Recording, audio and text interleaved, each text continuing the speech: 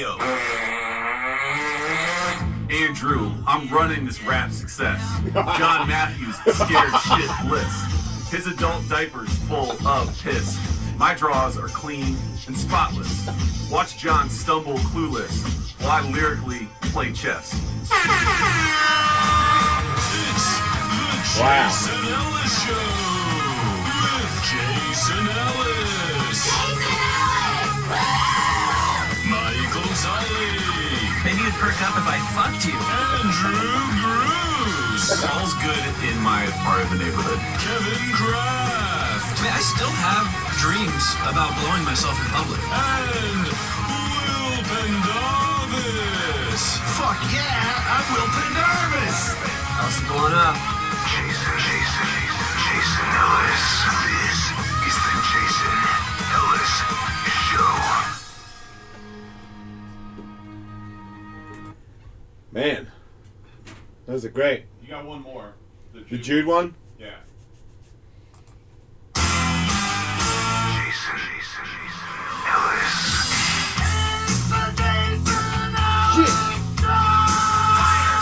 Moose Knuckle. Red the Dragon. Night. Danger. Canada. Uncircumcised. Philanthropy. Stupid stuff. Supercross. Pain. Nipple. Machete. Fashion. A scintillating bloodbath. A hellacious fury. Evil. Cannabis. Interesting thing.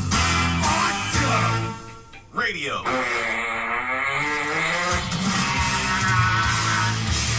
must ask you a question. Will you have sex with me?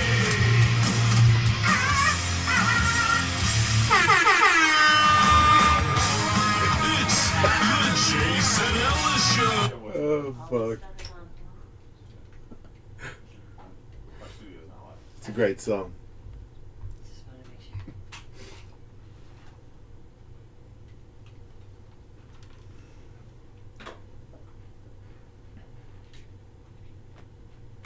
As Ellis said, he's doing fan submissions again. Not yet. Pretty soon, though.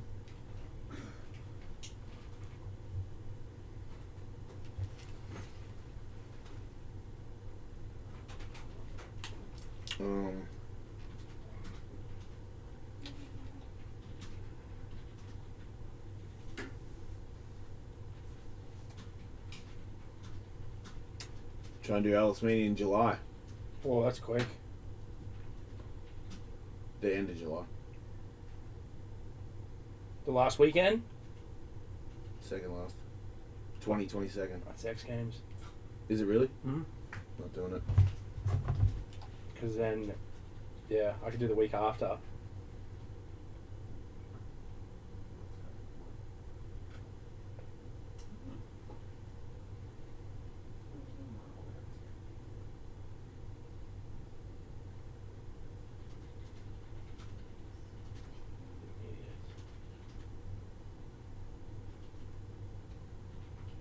Why so quick though, dude?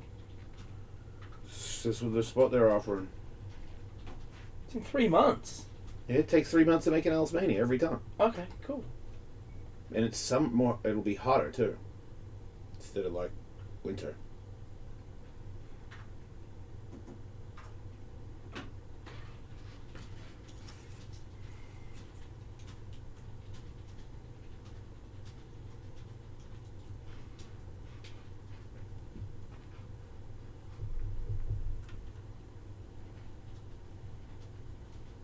Is Catherwood on today? No. Hello?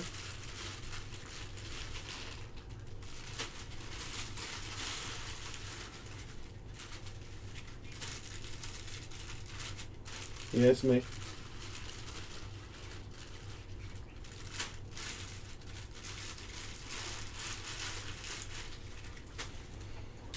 Sure.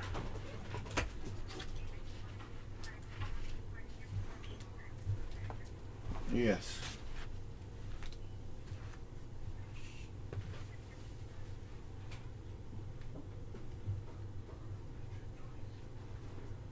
Yeah. Is that one what?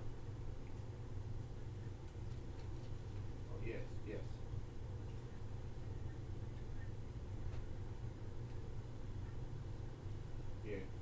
didn't work. They both declined.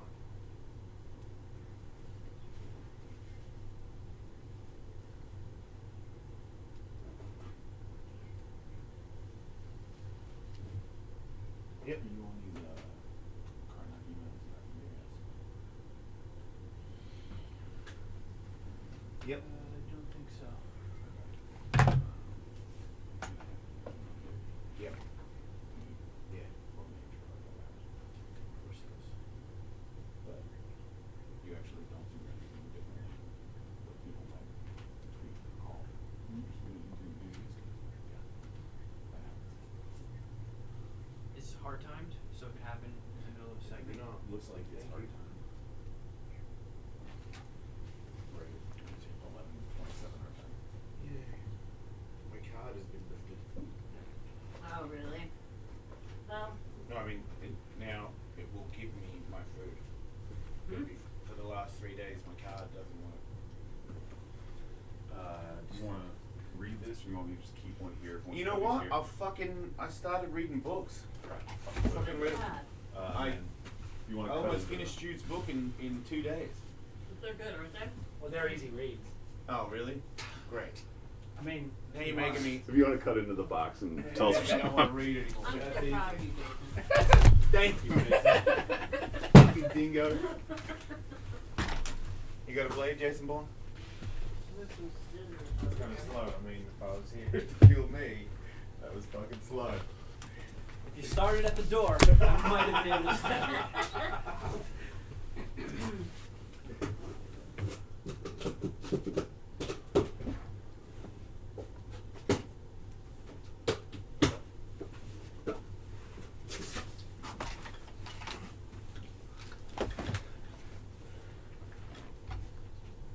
Hey, Dingo! yeah. Look at this shit. Oh, it's girl shit. Oh, that's sick. It's alright, huh? Yeah.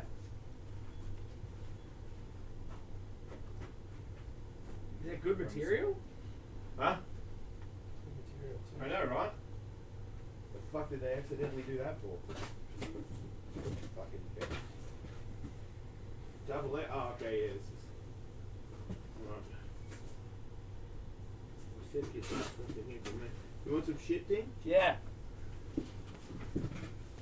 What size are you back now? Probably XL.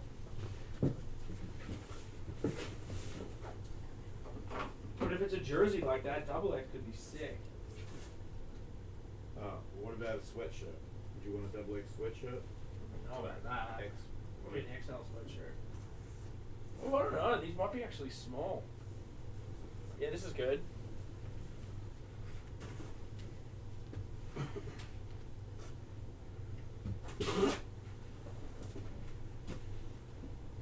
Ooh, Should we get a picture and promote the new sweatshirts? that'd be great. I don't usually do that. I'm the promotion slut, dude. Yeah, well, teach. I'm fucking illiterate. We know. Or I do it, but I just do it in a really bad way or something. You look great though.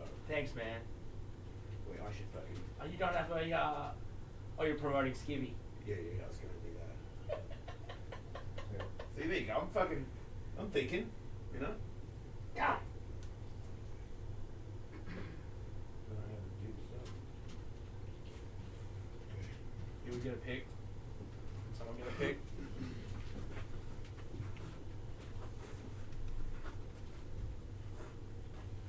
Go this way.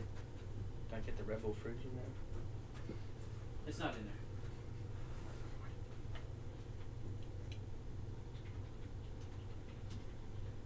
Do you want the live ones or just Move the coffee cup. Can't see the fucking. Oh shit, sorry, dog. I thought you said you were a promotional whore. I am, man.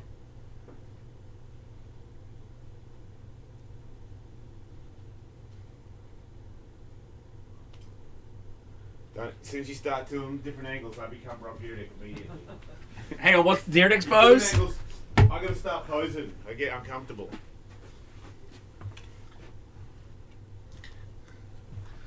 Reading books. Wait. Did you give me my book? Put it on your. Oh. This there. Okay, I'm a moron.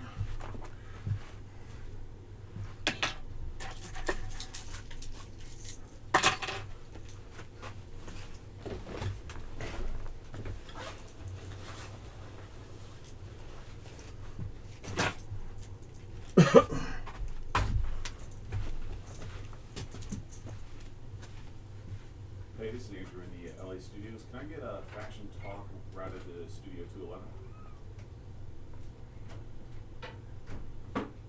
Yes, sir. Thank you.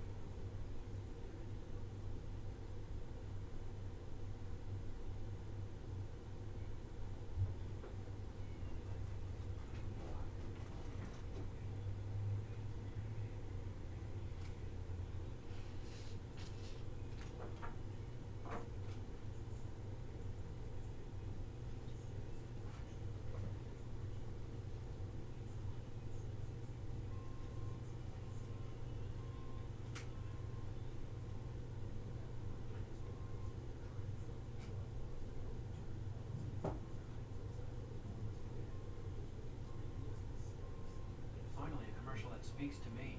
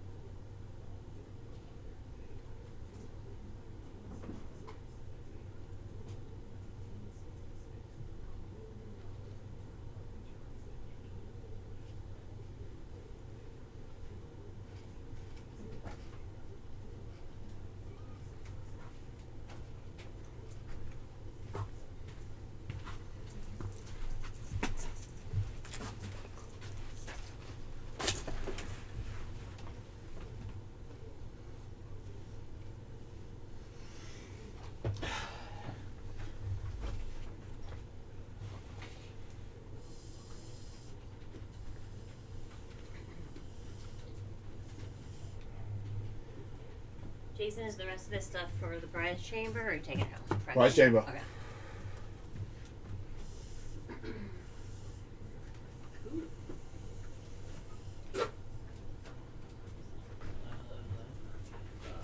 If you have any questions on a Canada trip detail sheet I put out there, let me know. Right. Like, I think from a listener point of view, it's fairly straightforward, right? Yeah. It's just reserve 2 max per email. We don't want somebody reserving 10 and then blocking out all those ones. So if you got a group coming, great. Just have each person send us an email. Emotion gets a +1. Yeah. Right.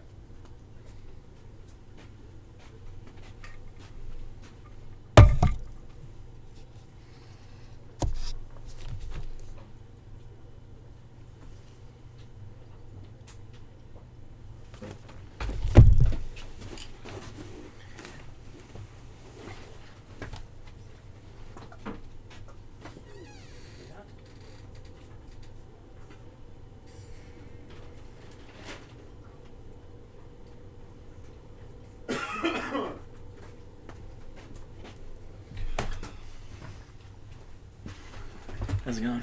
Good. How you doing? Good. Really good.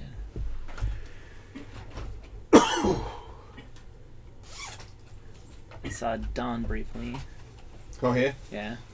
I wasn't while I was there, but I went by to have lunch with Cullen, and How's Kellen doing? he's good. On YouTube's on.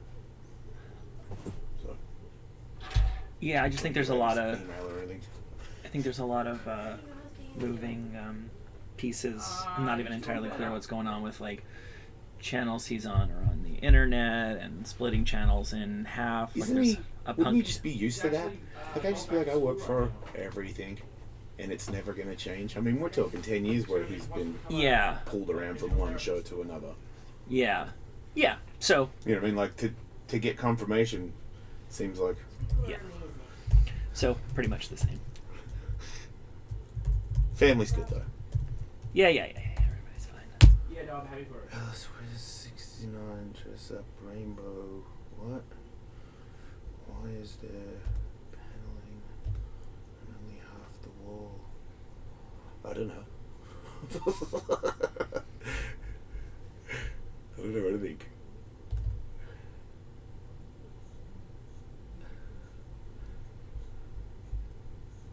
Ellis reading books, stories, bullshit already. Oh, that's why. The lingering. The Opie and Anthony linger. Yeah, you know, it was funny. It's that girl that on Saturday Night Live that goes, yeah, that reminds me of when my ovaries got cancer, and he goes, bam, bam, bam, and she goes, Debbie Downer? Is that, yeah. Yeah. I feel like that's their listeners. It's funny because I was talking to Don, and where I grabbed him was outside of the formerly Opie and Anthony office, now Jim and Sam office, so we were sitting in there bullshitting for a while. And then I mentioned, he asked me what I was doing, and I was like, I was going to go to the Comedy Cellar, but I actually couldn't get tickets. And he's like, oh, why didn't you tell me? Hold on, give me a minute. And it was actually really cool. I got a text from him like 10 minutes later, you're on the list. If you have any problems, we got a guy there, let me know. And then, since I'm cool guy on the list, they put me and my friend like right up front, and then the fucking second comic is Jim Norton. And I'm like, I was probably sitting in his chair. Like I don't think he recognizes me, so. Okay. Well, that's cool. Yeah. It was funny because everybody was going to the front of the crowd and asking what they do for a living. And I was kind of going back and forth on it. It just seems stupid to be at a thing like that when they're doing crowd work and be like, I'm on the radio. Like, you're just supposed to be like, I'm a lawyer. So the guy can be like, oh, fucking lawyer, bro. You know, nobody actually wants to get into like a real thing. But I was like, if Jim asks me, I might tell him. You know, I always struggle when anybody asks me what I do. I'm like, well, you're on my channel. I know, That's what I do. We've been struggling with that for a while.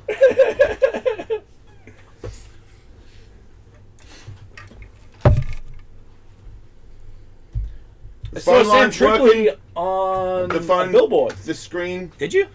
Good. He was just on. There's a thing up right now. I haven't listened to it. It might have been an electronic billboard, but it was a billboard. Oh yeah, Laugh Factory? Oh, is that what it was? They'll do that. They're cool like that. Okay, yeah, that's what it was. I think this mouse might have just... Because it is electronic, I think like anybody who's kind of like... They just rotate it. A guy, yeah. Yeah. It's not like, all right, we're putting him up on the wall for a month, maybe 3. We don't know. No, yeah, he's just on Mark Maron's podcast. I haven't listened to it, but that's huge, seeing as how I think he's really focused on his podcast to be on the biggest podcast.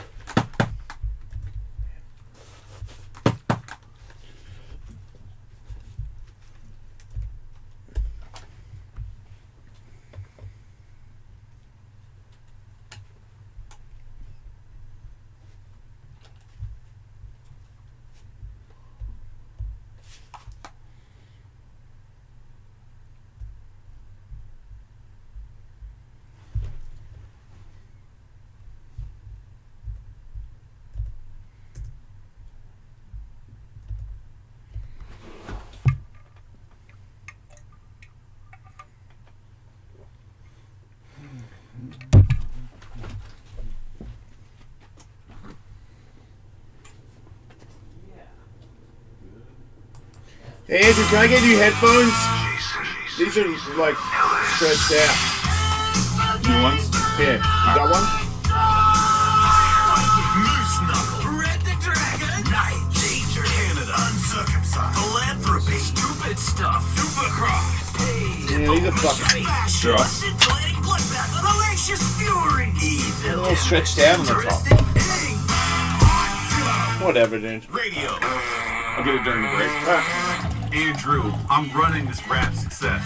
John Matthews, scared shit bliss. His adult diaper's full of piss. My draws are clean and spotless. Watch John stumble clueless while I lyrically play chess. It's the Jason Ellis Show with Jason Ellis, Michael Tully, Maybe you'd perk up if I fucked you. Andrew Bruce, All's good in my part of the neighborhood. Kevin Kraft, I still have dreams about blowing myself in public. and Will Pendarvis. Fuck yeah, I'm Will Pendarvis. How's it going up? Jason Ellis. This is the Jason Ellis Show. You know, baby.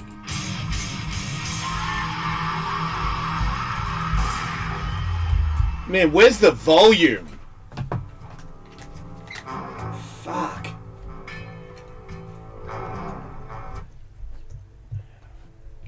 Okay.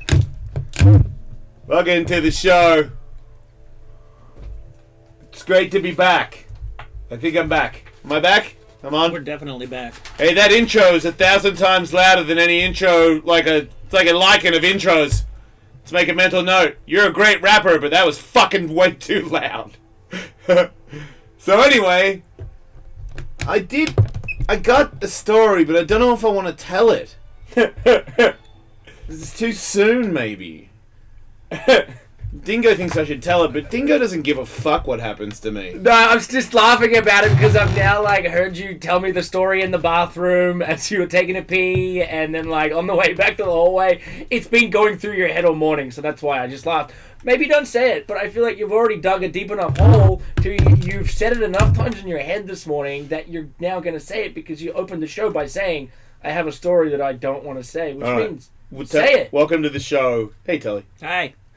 Yeah, this story doesn't involve vacation or anything. I guess it does because it was while we were on vacation the other day, but I was already back from vacation. It was kind of a weird thing that... You told me on the phone that... I made it a short version for you two when I was pissing.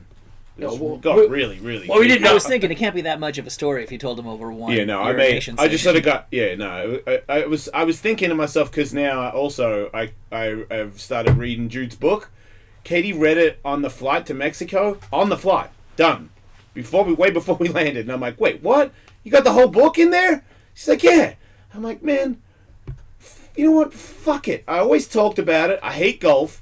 I'm getting hurt all the time. I'm going to get stem cell and all this other shit. Reading, man. You know what I mean? And it will help the show. I'll gather knowledge. Oh, yeah. In a different way. Yeah. Like readers do. Like Tully. Full of information. Because he's constantly reading shit. I only get information from documentaries on Netflix. So that's going to fucking, that's going to cut me short on a lot of info. That's really funny because we've been doing this long enough that I know that for the next week or so, you will over and over again go, oh, that reminds me of this thing I saw in a Netflix documentary. And I will say, oh, that reminds me of this article I was reading. Because I know what you've been doing for the last week. And it's not like I've been, holed up in my house reading magazines. But I've read a fucking lot of magazines. Right. There's a lot of things I might be reminded of. Right. Which is... So... Right. But I feel like for the first time... Because I did read a book a long time ago, LT's life story, but it was a struggle. But there was things in there that made me persevere. And my reading ability then was really, really bad. So it's hard for me to take a story in when I'm trying to guess what every second or third word is. You can understand that. So now I think from, just work and social media and now doing reads, I can kind of get through it without... It's still not as good, but I found a little pocket for the first time ever reading Jude's book by the pool where it was starting to flow and I was getting his story directly into my brain instead of me sort of transferring it and then devouring it, because I'm like, it takes me a second to read. You had a direct line. Yeah, which is probably what everybody else in the world has. So no, I'm with you. I'm on your side. Right, I know. You and I... because I laughed because you said you'd read Jude's book for a couple of hours. Right, I saw somebody on my YouTube say that I made that up. I'm like, I don't need to fucking make shit up for any of you, but I said Jude's book's I easy really read. enjoy it. I really enjoy it. Yeah, and I did not like to hear that it's an easy read. Because I like to know that it's a difficult read so that I may read many, many other books, because Katie said, can't believe you're really doing this. I can't wait till you get a little bit more into it, and then I'm going to give you a book that's going to blow your mind. I'm like, why can't I have it now? She's Goosebumps? Like, it might be a little hard for you to... And I'm like, God damn it. You know what I mean? Smart people always around me, big dummy over here. Me hard rock. No good. No good. Me smash rock. Me make fire. Oh, yeah, I'm a fan. One word, me 3 word, me book. Yeah. That should be the name of the next book. one. Good. Yeah, a lot of grunts in my communication with my wife. She gets it though. So speaking of her, we got this thing going where it's like a open thing. Oh, okay. Yeah, just real quick, so you can, if you want to do something, you can do something. If I want to do something, I can do something. That's great. And you don't really do stuff, so maybe you should check that out. So she's been doing that, and it was a little hard for me to adjust, but it was good for me because, I get to do whatever I want, and I do it all the time, so it's not really fair. So it was good for the ego because it crushed it. And I don't need that shit in my life, and it constantly gets in the way.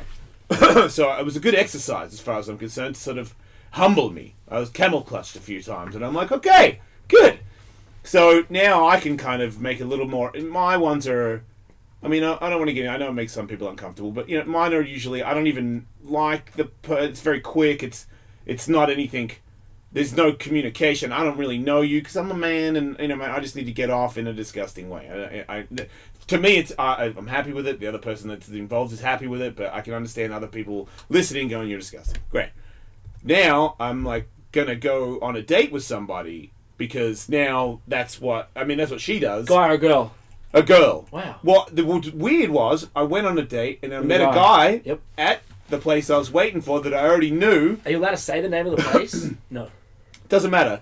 But this guy, I was just so happened to be a guy who's kind of famous on TV now, that I had met before on the Drew Show a long time ago, and he was openly gay and had 2 kids, and for some weird reason I just told him that I was bi and had 2 kids, and I'd never told anybody that I didn't know until right there and then. It was kind of the beginning of me admitting shit. So then I see him and I'm like, hey man, how's it going? And cool, and we're talking, and then I talked about how I'm not hiding any of that. And he's like, really? I'm like, yeah. And I'm like, he's like, you talk about it on the radio? I'm like, yeah. He's like, wow, that's crazy. Good for you, man. And then I thought, he was like, maybe we should hang out. Like, here's my number. I was like, maybe we will. So maybe I might hang out with this dude. But then the girl comes, and I know her. She's a nice person, but I have like a little bit of I eat some tacos, and we talk, and then things are kind of like heated pretty fast. And then it's like, where do you want to go? And I'm like, I don't really have anywhere to go. But I'm not really looking to like buy a hotel room or anything like that. I'm like, I mentioned for a joke Studs. Studs is a theater. You can go in there. You can do whatever you want in there. But there will be the creepiest, scariest people you've ever seen in your life. I'll protect you from them, but they're going to be in there. And I don't know if I should go any further into the story. Do you think I'm done? The end? No, well, that's certainly not the end of the story. Well, I just think it's going to be... Look, at this point, you can say, and she didn't want to go, and that was the end of it, but I have a feeling that's not what happened. Okay, so we go in there. Yeah. And it's Saturday, so it's packed. And I find a spot in the corner where there's nobody. Starts the group gather around, and I'm sort of hiding her. So then she's faced away from them. And so I don't... Because there's sometimes there's hookers in there, so you never know. But people, all of a sudden, the only reason I'm bringing this up is because I feel like, the place is it's a scary place, this theater, but I always thought that everybody was in there is kind of gay or bi or, something like that. But I feel like, I could be wrong, but I felt like a lot of people in there are kind of sad and kind of deprived of, like, human communicate, like they can't get a girl or anybody, so they'll actually go there and maybe like jerk off with other dudes or jerk a dude off, and they're like jail jerk off. Like I'm all of a sudden starting to think that maybe everybody in there is kind of straight and just so hard up. They're dancing in the dark. That they found a fucking place. Yes, they're dancing in the dark. So I turn around, and the other thing is, if you ever touch anybody in there and you're getting a little into it and other people are watching, they're going to start trying to add themselves to it. But this kind of never went there. No one ever came too close. And I look back and it started to multiply. So the word's just out. And it was Saturday. And I've never seen more people in this room around me. And I look back and it's got to be like 30 people. So is this like the lobby? No. There's. Let me try and explain. There's a theater to the right that is probably 3 times the size of this studio. And there's another one on the other end, the same size. And then there's a big one in the middle. Big, giant, proper movie theater. And 2 little ones on the sides. So I was in one of the side ones. Okay. So there are pornographic films playing. Yeah. I was in the transgender room. Gotcha. There's a transgender room, straight room, and the big room's the gay room. Okay. So, you know what I mean? Everyone's watching, and I'm looking back, and I'm seeing a lot of different walks of life. You know what I mean? Because the kind of light is, you know what I mean? I don't really...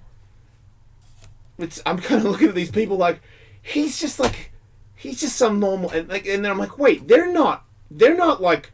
This is... Because I know when gay people get weird about vaginas, it's like, I've brought it up to them. Gay people, transgender, a lot of them, when a vagina shows up, it's like garlic, and they're vampires. It really bums them out. So, nobody was bummed out. Everybody was super into it. And then when I finished, I got like a crazy standing ovation of like all these people. When it ended, I didn't know what to... Like, it ended, and I was like, well... And I just felt the entertainer in me was going to say... You know, but Yeah. I felt it was coming out, and then everybody started cheering, and I was just like, pull my hands up. Both hands up? I mean, what am I going to do? Yeah. In a sense, it was coming out.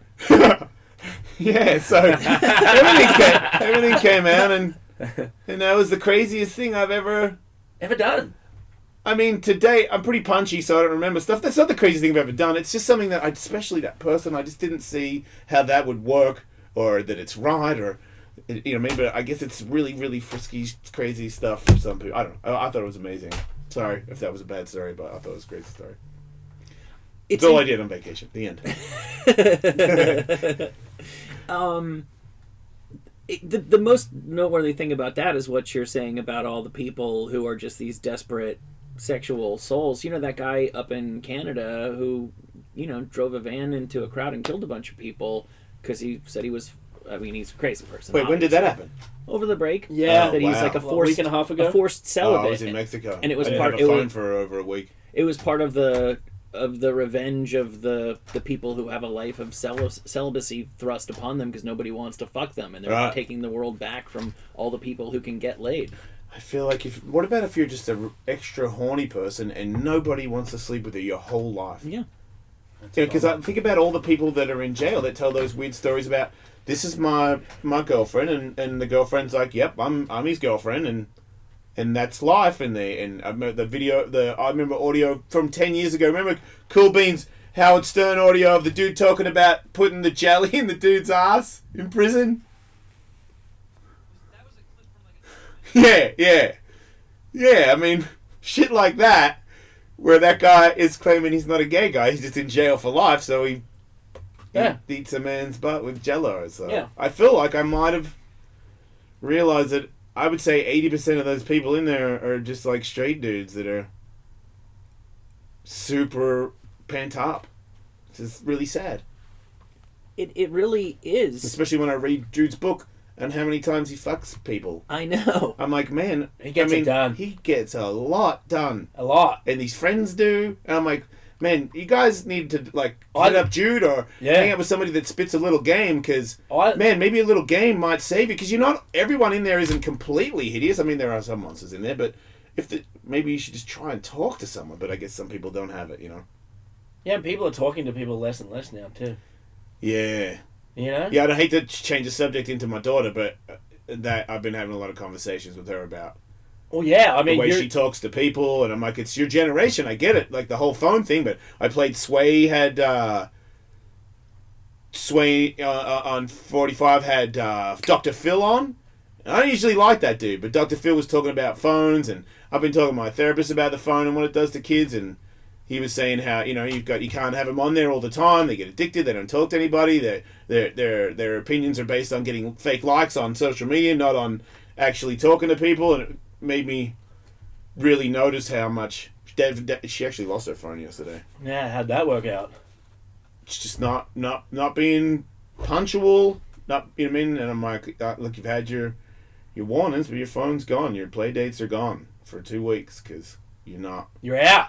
She didn't have a phone. She calling me from someone else's phone. I'm like, where are you? Come get you. I'm at this, the basketball court. And I'm like, okay, I'll come get you. And, I'm going to get my stuff at someone's house. I'm like, you're going to singing lessons. Like, I'm coming over. You're either Park Street, wherever you are, I'm getting you. And it was like, I'm like, that's not responsible. I know you're in Beverly Hills, but there still could be somebody out there. And then I had to have an argument about how there could be, nobody would take me from a school in Beverly Hills. I'm like, people get taken everywhere. Yeah. So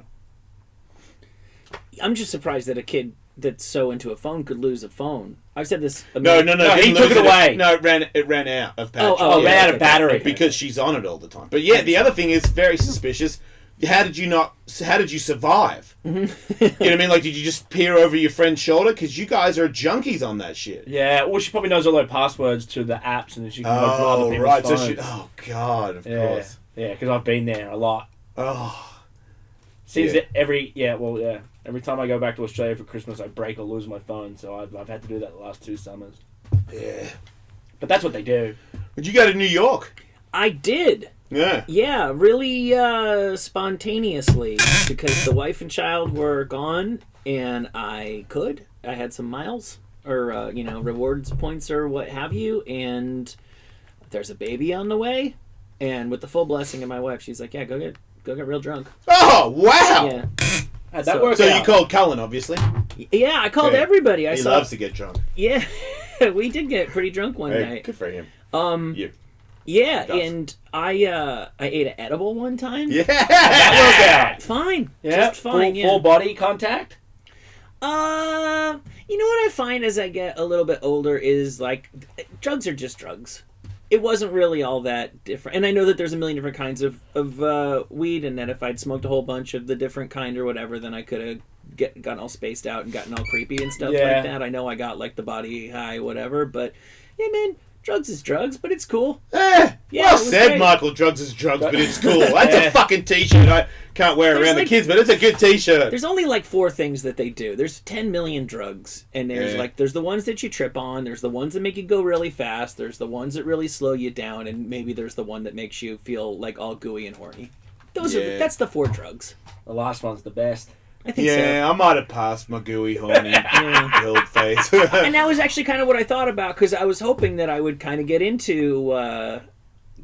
it was just great. I ate it like a little chocolate thing, and I was just mellow for hours. But I didn't get the gooey, horny thing, and that's really the best part of drugs. And so I guess I'm sticking with what I already do. Yeah, trust me. The gooey, horny thing is super cool, but what I've discovered, especially from when I went to Mexico, certain things are... not worth the aftermath of it. Yeah. It's like, it's gooey, horny, but then there's like, I don't know, you might be better, but I can't. It's so obvious to me. Like, if I drink, I wake up the next day and I'm like, you're mentally depressed. Well, I this last obvious. weekend noticed I only went to dinner, drank a lot, but I was hungover all day Saturday. Yeah.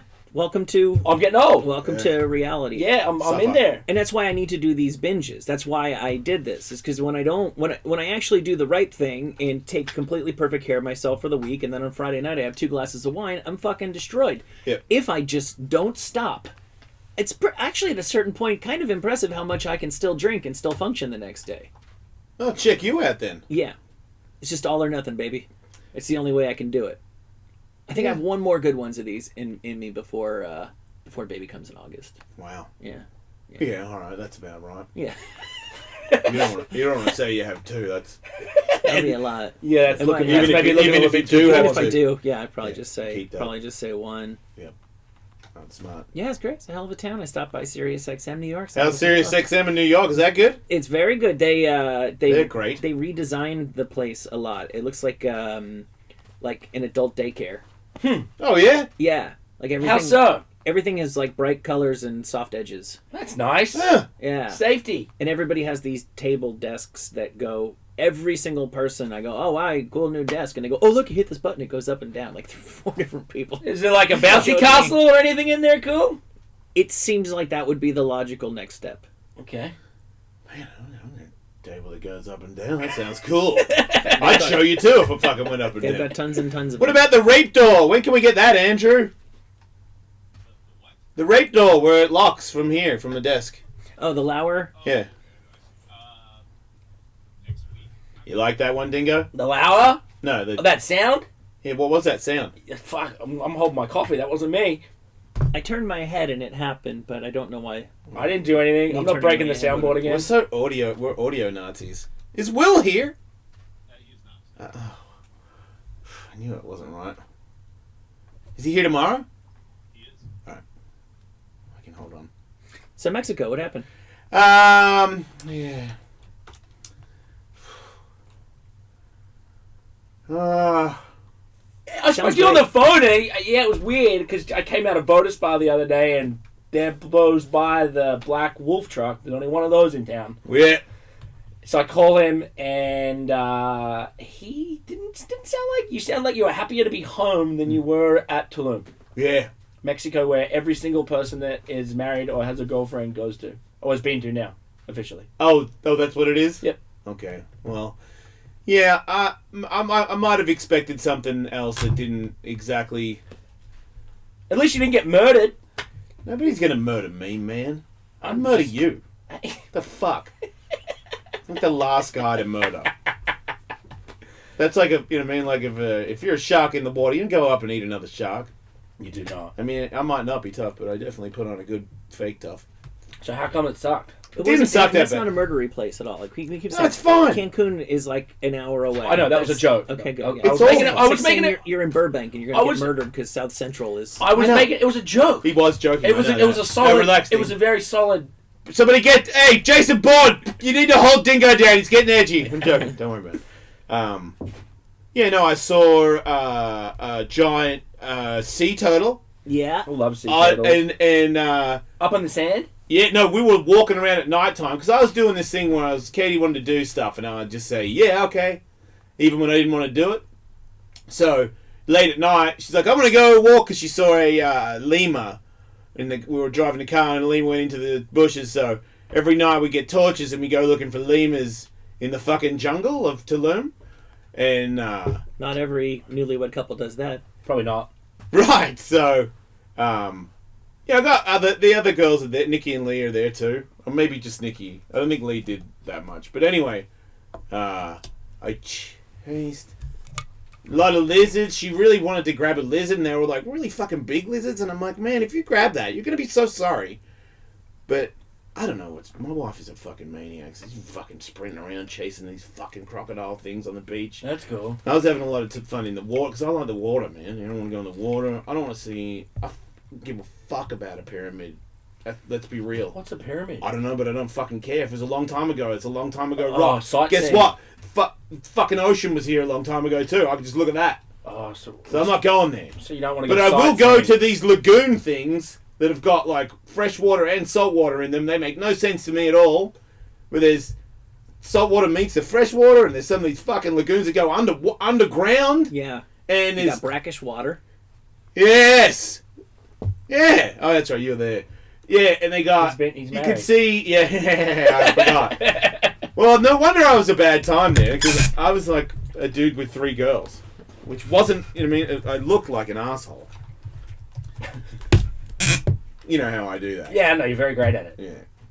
Trying to play it cool, you know what I mean? Just hang out in the corner all mellow with 3 of the loudest women on the planet. Without them opening their mouth. Yeah, that is very You know what I true. mean? They just sit there and everyone's like, what the fuck? I'm like, oh god. Wait, would you have been in like cenotes? Yeah, cenotes! All right. Yeah, there's cenotes everywhere, which There means are. these fucking things, and they're pretty cool, because you can go see shishis, I saw lots of shishis. I went underground snorkeling. And what else did I? So anyway, we saw a sea turtle late at night, and they're not there, and I didn't know. But when we saw, Katie was like, "Look at this rock! It's gigantic, Michael. Like as big as 5 dogs." And then What kind of dog? And then the rock moved. It's Big not ones. solid sized dog. Okay. Yeah. I'm just getting a visual. It was like a giant boulder, like paddling, and we're like, "Holy shit!" And then we were like using the flash on the phone, and then someone's like, "You're not supposed to flash them with lights," and I'm like, "Fucking now you tell me." So then we ran away from the sea turtle because we didn't want him to, like, apparently they'll poop their babies out or some shit. I don't know. It's not a good idea to hit them with lights. So we bounced out of there. I'm pretty sure us being around them all the time, and like tourists, isn't great for them in the first place. Right. I guess that's just the straw that would break the camel's back. But I did get scammed a few times. Oh, And what by the- happened? By the end, I kind of got the scam, and then that kind of like irked me a bit because I'm trying to be generous, and then you're trying to rip me off on top of it. I'm like, man, I wish I was dumber. You know, I wish I could just let it slide. What- I what did slide. happened? I don't know. People just fucking What are you buying? gas station guys like, no, we don't take credit cards, and I see the credit card thing right there, and I'm like, oh, okay. So just cash. He's like, yeah. And to fill up the car was like $120 or something in Mexico. Yeah. American, and I'm like, oh, okay. And I give him the money, and then he turns around and he goes, oh no, you give me 5 20s and one $1 bill. Like he switched one. Because I didn't have any ones. I didn't have any change. I knew it. And I was like, So really? Coming from a mile away. And he's like, oh man, no, you gave me one. I'm like, did I? Mm-hmm. And I look around, I look at his buddy, and I'm like, okay, because I'm like, I'm getting on a plane right now. Like, what do you want me to like fight you guys in fucking Mexico? Like, okay, so you scan like I don't know. I guess you do that all the time. So Right. okay, well, here's another 20. Yep. You good now? He's like, I'm good. I'm like, God damn it! It's like the 10th time I've been rooked. They did this weird thing at dinner and stuff too, where they'll charge you extra if you don't watch. They'll just do it. They all do it. That's crazy. In Tulum. Fuck yeah, everybody does it. But then I figured, because I stayed in a house, not in a hotel, so I was like going to the supermarket and stuff and seeing. Oh, you're in the mix. Yeah, so Did you go to that one really big supermarket? Yeah, every day. Oh yeah. Yeah, and with the meat that made me, I'm plant based again. Oh wait, not any meat. Just from being in Mexico for 8 days. But every time I go to the supermarket, because I had a barbecue at the house, and I'm like, oh, I'll barbecue. And I look at all the meat, and I'm like, man, these guys, the meat you're getting at the restaurant, it's not in this supermarket, which tells me that the people that live here are poor as fuck. Yeah. The slices they're getting, I never heard of this slice. Yeah. White privileged ass has never even heard of that cut of meat. That's some Canelo beef. Oh, Canelo beef. Yeah, I went to that grocery store quite a bit because when I went there, it was like we weren't supposed to go there on our honeymoon. We were supposed to go on safari in Africa, but then whoops, my wife was pregnant, so we just had to go somewhere that was easy, and so we went there in the middle of summer, and it was really fucking hot. Right. So we used to just hang out at that grocery store for the AC. Oh, okay. Yeah, we had AC in that house, otherwise that would have been a different story. Yeah. But I made videos at that grocery store for your website. Oh, really? Yeah. No way. Yeah. Yeah, I did. What else? I got some restaurant that has like these big tower things where you eat like up in the trees or some shit. Cool. Yeah, so I got one of those for Katie's birthday, and then I think that's the end of the stories that I have for that. All right, so you're not going back to Tulum anytime. Oh no, I would go back. Okay. Yeah. Fuck, man, you're confusing me today. It was just a weird. You're not selling it. It was my fault. Why? I told you I thought some stuff was going to happen that didn't exactly happen the way I wanted, and I might have done some things that made me a little moody, and then that was it. I want to go home. Right, so you didn't get what you want. You got a little upset. Where? I got I didn't get exactly what I wanted. Where? Yeah. Not even, so it wasn't even Tulum, it was just Jason didn't get what Jason wanted, so that 8 days. I mean, fuck, man, if you have to make it like that, then okay, yeah. That's Michael, is he not... It sounds like he had a bad trip. I just don't know what the hell the thing is. He hasn't told us yet. That you're not addressing. Yeah, so no, he hasn't told us. this. No, it's ridiculous. He just wants to move I on. did have a giant orgy a bunch of times. I mean, we gathered that. So pathetic. We gathered that. All right, well then what else? That's it. We just say it. Get it on. Moving on. So the shifty Mexicans wouldn't group bang you? Not even for 120 bucks. Really? Yeah. But the fucking gas station guy will bend you over all day long. Greg, you're saying that this happens to you?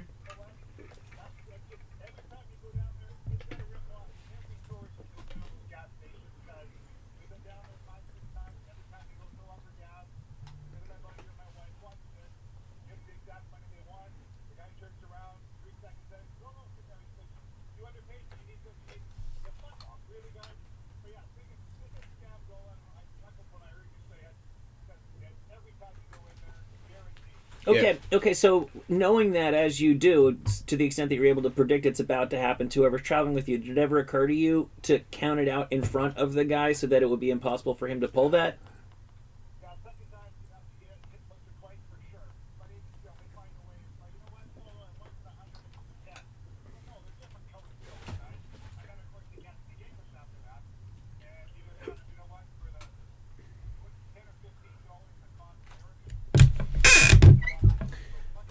Yeah. Yep. You know what? Thanks, dude. You know what would go We're a not long supposed way? to build a wall, right? You know, it would go a long way. Would be speaking Spanish. I really tried to like learn a couple of words, and I'm so bad. Like I'm so embarrassing, and I felt like sometimes I was trying, and then they would speak English back to me, and I'm like, wait, does that mean that I'm being rude by trying to speak Spanish? You know, I'm trying to be nice to everybody. I was trying to. I think the only person that really liked me was the maid in the house. She was always nice to me. She kept saying it. I guess she asked Lee. She said, "Is he a pro fighter?" I don't think She just said yes. So she just kept like, every time I'd see her in the morning, she'd do some boxing thing to me, and I'm just like, Did you get to fuck her? she was like, I would picture like what Arnold Schwarzenegger. Yeah, that's exactly what I'm picturing. So did you get to fuck her? No, I did not. I couldn't. I honestly, when I was in Bali, and I subsequently Googled it, and I may not have been totally wrong. I had this weird feeling that I'm not going to say all or even most, but many, many, many women had their price. Right. And I was like, That's weird. am I crazy to think that? And then I went home and Googled it. And it was like, well, we all know Bali isn't. I went on fucking like international disgusting slimy creeps.com. Wait, that's a website? Something For sure it is, dude. And they were like, well, it's certainly no, and I don't know what the fuck, the Cambodia or whatever, but Bali is probably the second best place in the world for sex tourism. And I was like, yeah, I didn't think that was... Is it? That's what international fucking slimy creeps and... Bali's... Isn't Bali the place where you got mega chlamydia or whatever? Me? No. Oh. I got food poisoning there. No, I got that in LA.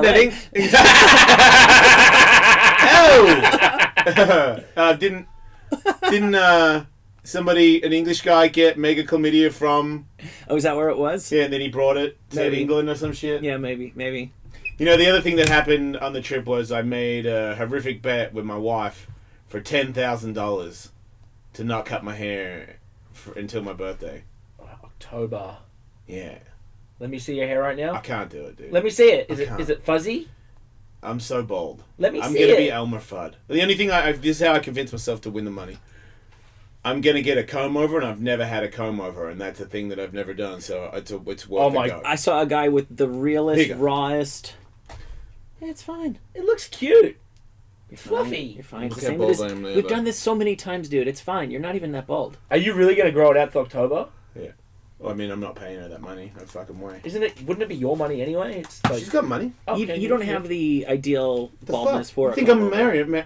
She got her own shit. Got more shit than I do. She owns a house. Yeah, well, not anymore. She sold it to pay off my debts. There you go. That's love. Yeah, I saw a guy with a legit ass comb over, and he wasn't kidding, and he wasn't trying to be funny. He had kids, so maybe it's everything comes back eventually. I don't know.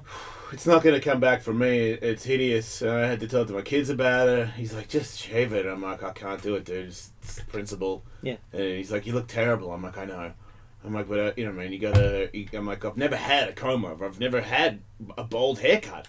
So you know, you only live once, dude. So I'm gonna do it. You know what I mean? And on my birthday, I'll shave it off, and then we can all move on. And you know, maybe we'll go buy something. We'll all get something. I thought of you in really specifically kind of on this very subject when I was at the airport flying back from New York. I was in the bathroom there, and I guess they just have some weird fluorescent lights, and I was like, man, I have the number of like gray hairs that I have are really starting to take off. They're really fucking. It's pretty much like creeps at studs. Like there's 1, and then there's 5, and then there's 37. That's you what know. happened. And I thought of you, and I was like, well, that's something that you spared yourself by going bald, is you don't have to watch yourself going gray. Yeah, except I probably will now because Yeah, I've got you will. great. Yeah, You'd be surprised how much you have, I bet. yeah. I might just like be all white. That's possible. That'd Wait, be cool. I'm not all white. I just realized I can't. Then you could bleach it like It's already- pink. Right, I could bleach it pink anyway. I think Yeah. the idea is I'm gonna grow it and keep growing, and then I'm gonna like have like some sort of weird messy comb over and dye it black so it blends into my wolf head. Yeah, but then I think you'll look like old school German, which I don't know if you want. What's wrong with that? That's evil. I like that. What? Don't you think you'll look evil with the little? I just for some reason pictured that. You know, he's not going to do like a flip forward. He's not going to have a Hitler. That's what you're getting at. I don't know. That's what I kind of feel like I'm getting at. I might have a Hitler. I'm not gonna do that. I'm not gonna do the mustache. I mean, he doesn't own that. No, not at all. I mean, if it grows long enough to where I can have something on the top, even if it's like a messy comb over or even a straight comb over, maybe I'll be into it. I think you would. So far, I'm pretty devastated. I can't look at myself in the mirror, which is good for me because, you know, it's such a. So how does the bet fucking work? You're not allowed to cut your hair until your birthday, Yeah. which is October 11th. 6 months. That's the deal. So 6 months you should have some sort of haircut, right? By then, I would think so. does it? I mean, it grows to like a comb over phase at least. When's the last time you grew it out? I've never grown it. So you don't really know. It seems pretty fluffy. You got a head of hair right now. Yeah. Mm. How long does hair grow would it really be Yeah. enough for a comb over? I know. think so. Because you need a bit of it to be It's kind gonna of be fluffy. Oh, well, that's. It's gonna be like a baby's bum. It already is a baby's bum. Maybe you can't see. It's like a lot in the back. God damn it. hair. So obviously everybody is a little bit different, but it grows about a half an inch per month. Right, so it could be a comb over in 6 months. 3 inches of hair? Yeah. That's not very much, dude. Okay, it'll sit down again. Yeah. Yeah. That's kind of what yes. that's what I wanted to do. I wanted to sit down again. You're looking for more of a Caesar. Yeah. I'm looking at like I have enough hair on the top of my head that the fuzzy thin bit looks like hair. You look like a 6 to 12-month-old baby. Dang it. But yeah, I want to look like a giant baby again. Anyway. Dingo, you get up to anything exciting since last we saw you? No. All right. Yeah. Marvin Muskin had an exciting weekend. I watched it. Yeah, I didn't see Mooscan win. I turned on for like 3 laps to go. Yeah. He smoked him. Did he? Yeah. What about Anderson your boy? finished. Eli Tomac. He was close second. I mean, I would be lying if I said I wasn't a little bit concerned. He's currently sitting Third. at third place in the season standings. he finished second. Muskin smoked everyone, but the Anderson could have closed out the series and didn't, and then finished like he was 19th when I turned it on, and he gained like 2 points, so he finished like 16th or 17th. Oh, but shit. now with the points it's now open. Anybody can win. Well, 3 people: That's cool. Anderson, Tomac, and I think Muskin. Yep. Right? I think it's pronounced Mooscan. Muscan. So says you. Yeah, I don't know. It doesn't spell that way. Fucking. But it's going to be... Vegas is going to be interesting this weekend. They haven't had that in a while. Ooh. Oh, yeah. Are you going to be there to that? I'm not. Where are you? I'm in LA this weekend. Oh, why? I have some event Friday night. What are you doing? Working. Just like appearing or? No, it's not my art show. We're like sponsoring it through the foundation. Monster Art. No. Find Your Grind. Oh, Find Your Grind Art. Yeah, non-profit. How's that Wolf Knife sweatshirt? This sweatshirt is so comfortable. Yes, that's great. XX, cushiony, wolfknife.com. Wolfknifeshop.com. .au. No, don't say that. Don't AU anybody. No. This is very, very comfy. Thank you for this. I'm gonna sleep in it. Oh God, hang on, Tully. What? Is it Alan? Oh, Aileen. What's up, Aileen? Hey, good.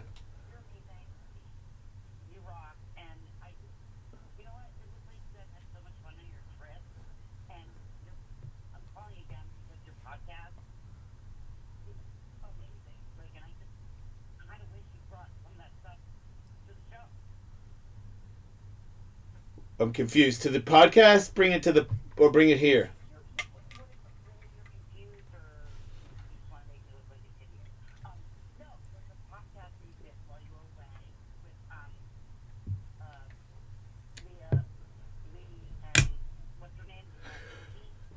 Yes. Yeah.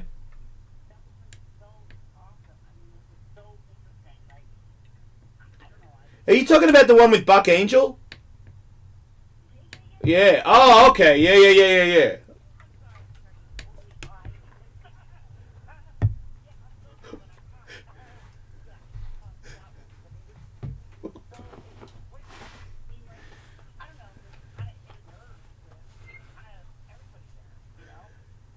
Yeah, I mean, that to me was the best podcast I've ever done. But that was, it's hard for me to organize. I'm not very good at organizing stuff and and that was like the first guest I've ever. I got 2 people there to talk about the sex thing, the sex working thing, and there was I forgot her name.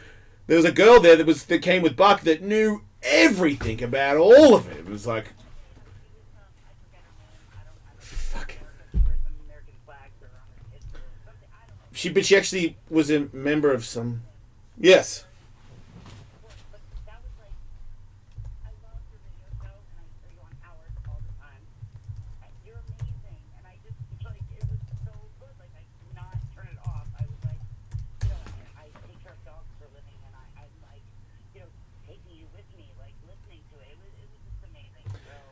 Well, I'm glad you liked it. Thank you. Oh. No. I smoke weed. Yep.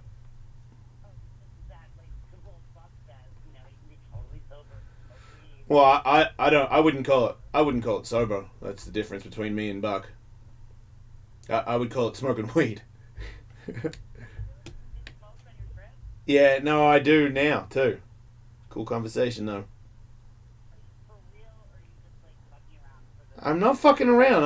Why would I fuck around about that? I would love to just tell you that I'm completely sober, but I'm not. I failed.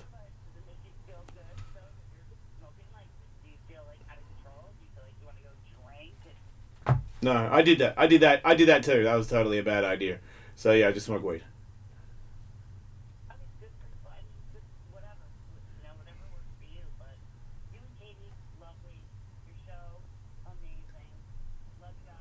Thank you. Thanks, Aline. Have a good day. Susie Q, her name is. At The Real Whore Next Door. She is an adult performer, but she also works like she's like an activist, but she works for like some sex workers. I don't know. She's very, very official. She knew more shit than my brain was actually able to concern, but the trafficking thing, even though the law passed, it doesn't make no difference now. But it seems like they're pretty fucked. And it seems like as far as I could take from the podcast that I did is if you're a sex worker and you do it legally, now you can't do it legally, and you're gonna have to go into hiding, and it's gonna make it more dangerous for you, and maybe pimps will start to exist more, and that the new laws don't prevent human trafficking, like of the kids and all that stuff. That still will remain a thing. That's what I got from all of it, whether they tell the truth or not, or they want to just be one-sided and defend sex workers, and then the other side wants to. Everyone's got their opinions, but yeah, and everybody's sure that they're right and everything, and yeah, well, you know what? These people want. That's the difference. I don't think Buck and Susie are, especially Buck. He's pretty open-minded about everything. Man, he's a real sweetheart, that guy. Like he's like a mother to all the porn stars. He was like giving Lee a bunch of advice about the things that had happened. Like you could see like the real kindness in his heart, like how he really wants to help everybody. He's just got it. I love people that love that much. You know, he's a very special man. Yeah, Buck's excellent. Well, yeah, you wouldn't have a hard time convincing me. I don't know. It's become frustrating to me how every single thing like the government does, everybody absolutely knows the truth of whether it was good or bad. And I'm like, you don't really know that. Tends to be that there's one side you guys support no matter almost anything they do, and there's one side that you destroy no matter anything they do. But if you're trying to convince me that a bunch of old Republicans did not do the right thing to help sex workers, if that's what they are indeed trying to do, yeah, I'm willing to bet that you're right. Right, and then they don't have a great track record with drugs and shit like that. Right, and then there's I think a lot of the argument is we don't want anybody to work in sex. Right. And then the other people are like, well, I want to work in sex. Right. And a lot of people will use different arguments to try to win the real argument, which is, I want to have sex for money. And some people are like, you should definitely not have sex for money, and we're going to prevent you. Kind of like you got to have a seatbelt. Right. Like, yeah. There's like all sorts of things. What's Canada like I mean, they've still got. They didn't pass. There This used to be law. hookers on the street in Vancouver when I lived there, so I don't know if they stopped that or not, but it used to be legal. It's legal there, like Australia. On Hastings Street? Yeah. I don't know if it was legal. Well, how can it not be if they're on the fucking corner everywhere on the street and the cops drive up and down the street? It still doesn't... Because that's happened lots and lots of places. It wasn't. Yeah. It wasn't legal in Times Square. And fucking pimps like. Yeah. Like, and it was only straight illegal... up It was old only... school fucking pink feathers, gigantic lame, clothes, and fucking parading with the prostitutes. Yeah. It was just like, they're like, look, man, we can only do so much. As long as you guys are all in this area, we'll round you all up once a month, and that'll be it. See, I don't even know if Canada has, like, Australia still does today, has, like, brothels that are legal. Yeah. Yeah, that's what I was going to say. I don't think Canada does. Oh. Well, I figured Canada was so Australian that we are very similar. They would have We got, just don't they have would have got on that. A toque or a loony or a tuna. But it just seems like there's like kind of three levels of it. One is you just really fully legalize it and it's legal, and then there's we will go out of our way to destroy it at every turn, and then there's the middle ground, which lots of places in America have had, where it's like, it's not legal, but I walked through Washington Square Park in New York. I can't believe still fucking 10 guys smoke, I got smoke, and I'm like, really, who's still buying from you? Crazy, right? I noticed that when I was in New Orleans. That's what I'm saying. It's illegal, or maybe I don't know what's legal in New York now, but there's a lot of places have this middle ground where they turn a blind eye in certain neighborhoods. Yeah, or not. Oh, yeah, you're right. Canada.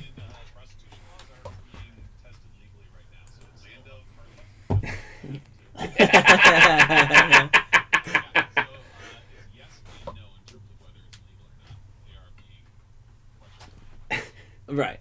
The question to me would be more of like, if like somebody like, I'm not saying that, well, if you don't like it, move to Canada, but if you didn't like it and you thought about moving to Canada, would you be able to have the kind of, career that you used to have in California, just move to Canada? I don't know the answer. My guess is probably yeah. What about Bangkok? Could I go there and have the same career I have there that I have here? Yes. Because they've got hookers. They've got everything you need. Yeah. Lady boys. I just got a little twinge that reminded me Didn't need that. There is a price we paid at our age for week-long binges. I have had a visit from my old friend Hemorrhoids. Mm-hmm. Really? Yeah. Hell yeah! I didn't take long. Wow. That's all it takes, man. That's just, it's so obvious when my body is like, dude, I mean, just don't say we didn't warn you. When the hemorrhoids come out, that's like the early warning system. It's like the smoke detector, You can't do this. That's a hemorrhoid alarm right there. Stop doing this. And then you just power through it for a few days and just, fucking rage and drink with hemorrhoids, and then you go, okay, I'll stop now. I don't want to get into it, but that's pretty much what happened to me, too. I was just like, this is so bad. Wow. I gotta get home. Wow. I can't wait to get home and get out of this shit. Wow. Yeah, no blame on anybody else. It's, like I said, entirely my fault. But it is great to be home.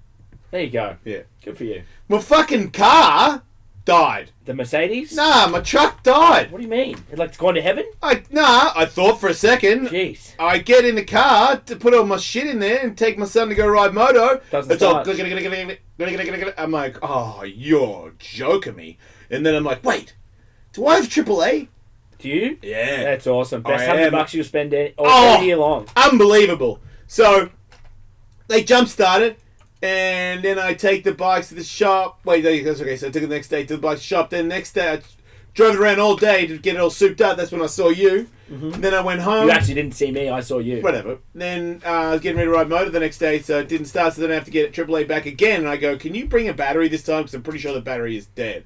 They didn't do it. So they just started it up again. And then I packed all my stuff and I drove my son out to go ride moto.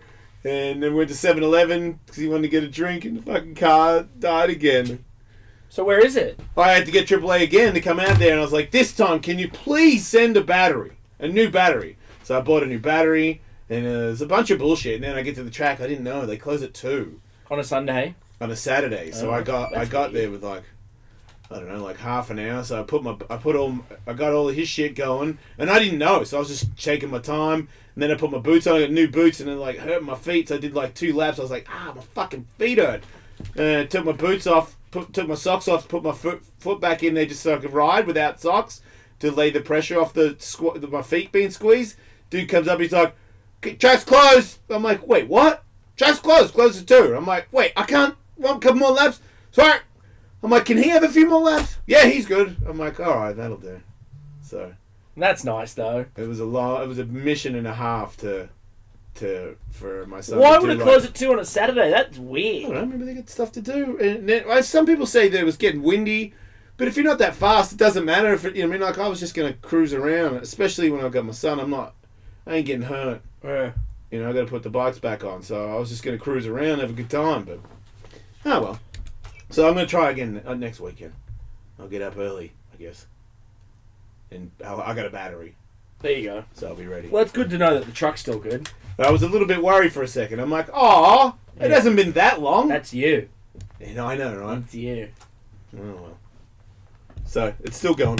That's good. We have a lot of stuff to talk about. really do. That doesn't involve any of that shit. It involves Ellismania. I got a name for that tricycle thing, Trike City Slam, and there's a date and a spot for that. And then there is a Canadian tour where the Jason Ellis Show is going to Canada, and we have the dates for that right now. Don't tell me. The dates are.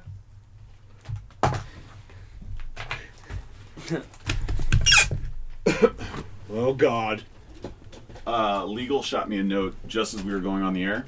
They want to have some specific Canadian language because it's a Canada thing. So I think we're good to say where it is and when it is. How to get tickets, I think we want to hold off for right now. So they just want to add A to the end of every sentence? Yeah. We need to add Canadian language? So we'll be there 11th, 12th, 13th. Yeah. Vancouver, all that stuff. We'll reveal how to get tickets. Inserted themselves. We were good. We were good last week, and then literally 12 o'clock today.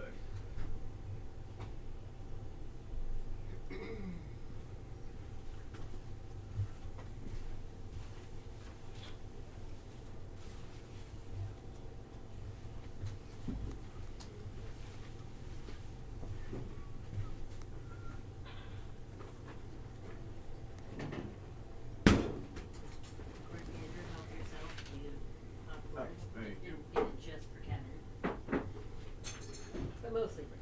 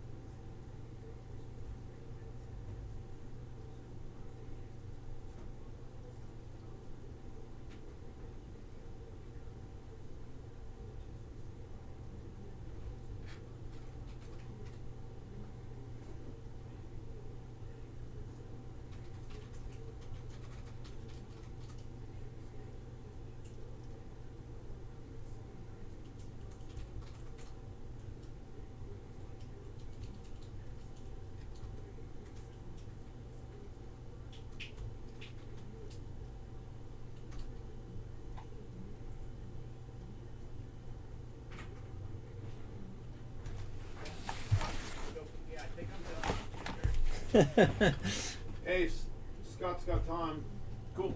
2:30. You might be done. Yeah. Yeah, just stick your head in here. We'll walk you right in. Okay. Right. Anything particular we can promote? Scott who? Huh? Scott who? Ian. Ah.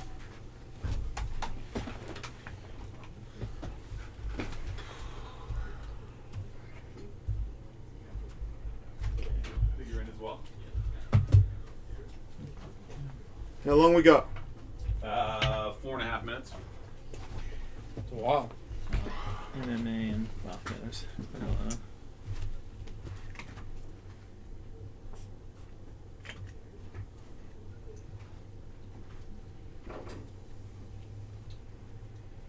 You've got some new rejoins too. On the rejoins 2 page. All the ones in blue.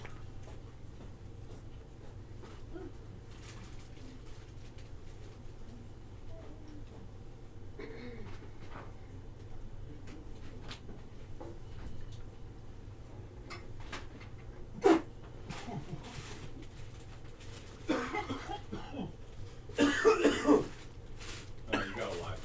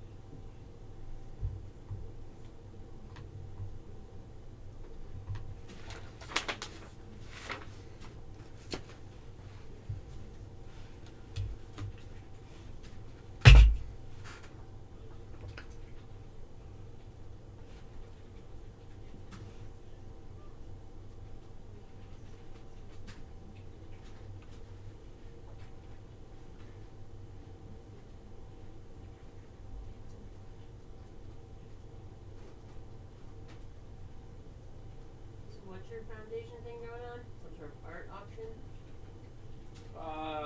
No, we're just like a part of Beyond the Streets. Mm. So we're doing like Okay. a piece with Shepherd Ferry, Mm-hmm. and like some youth kids. Mm-hmm. And so he's like, there's a lot of artists there, but he's like, Yeah. he has like a big display on. Okay, cool. I follow them on Instagram. Yeah, that's good.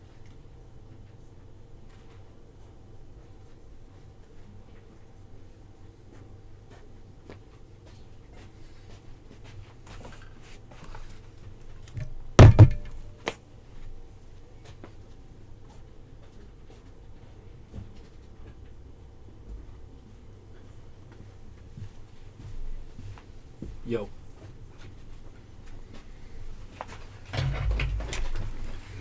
So we'll just announce the dates and the Announce the location. dates, locations. We'll give you how to get the free tickets details later this week on the show and on socials. But I would just say tickets are going to be free right now.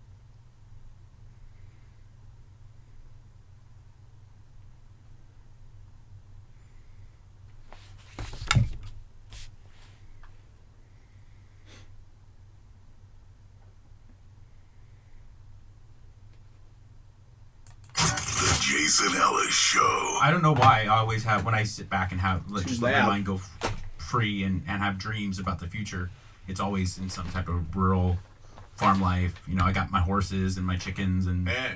He also seems like peaceful and shit. Yeah. Maybe you and Andrew could team up. You could take turns being each But other's Andrew, loyal you just want your farm wife hands. and your dog. You don't want cat. I would love to have like a co-owned cattle ranch with Catherwood. Fuck yeah! Wait, you want to hang out with him every day?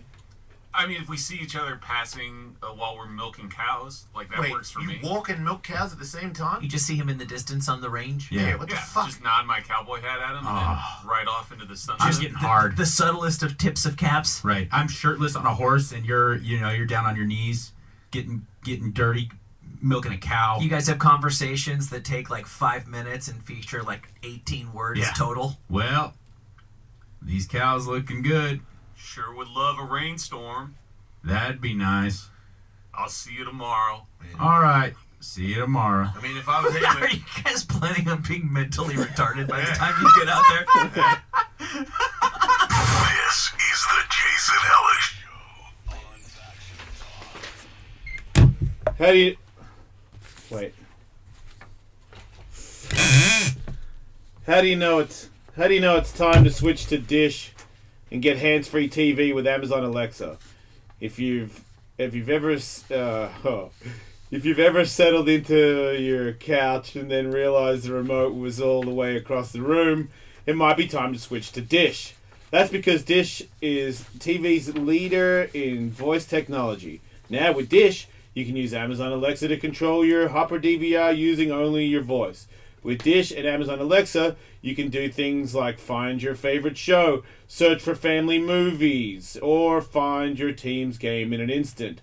Tell Alexa to pause, resume, and rewind live TV and recordings without having to touch the remote.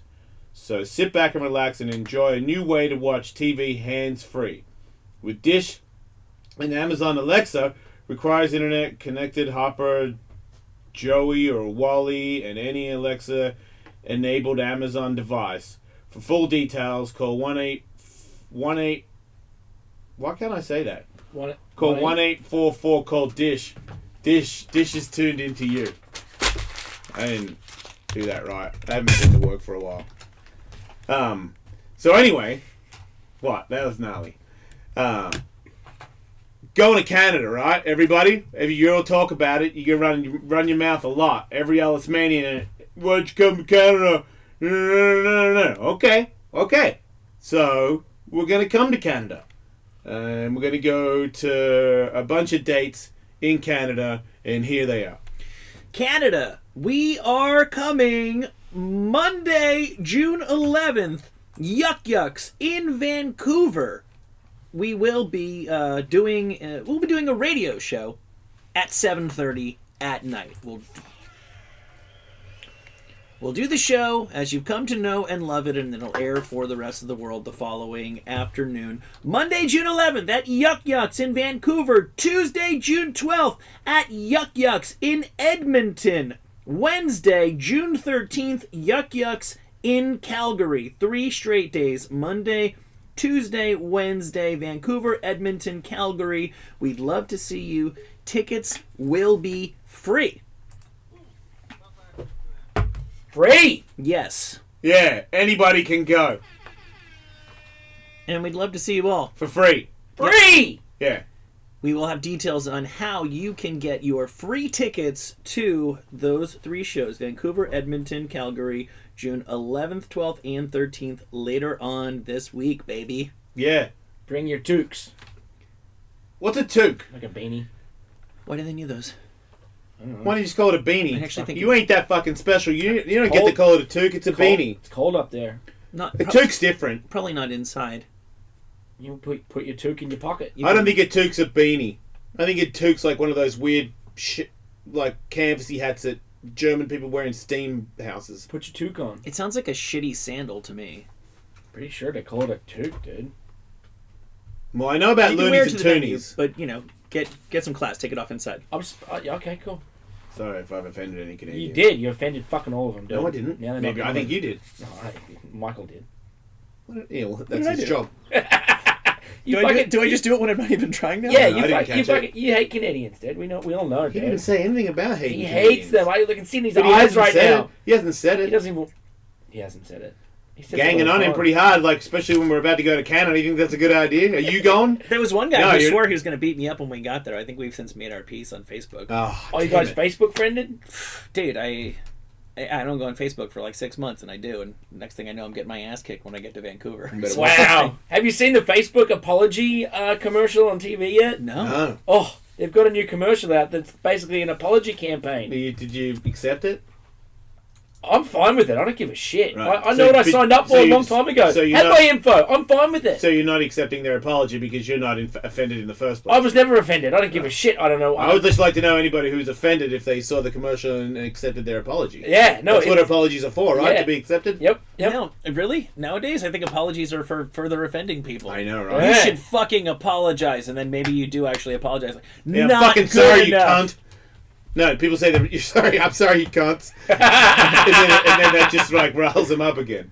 That's an apology letter. It's an actual TV commercial. I say, we have a responsibility to protect your information. If we can't, we don't deserve it. That's not the commercial. This is such nonsense. Like, it would Wait, be- what's this for? Four Hands Brewery? That's just an ad, I think. Right? Oh, okay.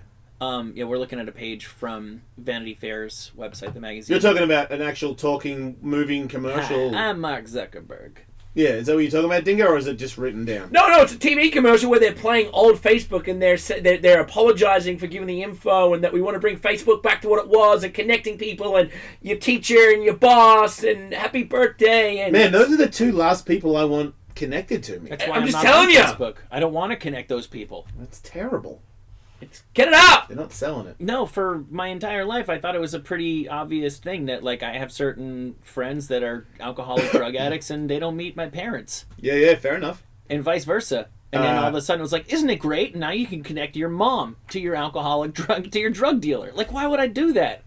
I think you're making up this commercial, Dingo, because I'm not! Andrew can't find it. How could you not find the commercial that is airing on TV every 5 minutes? There it is, turn it up! Fucking asshole.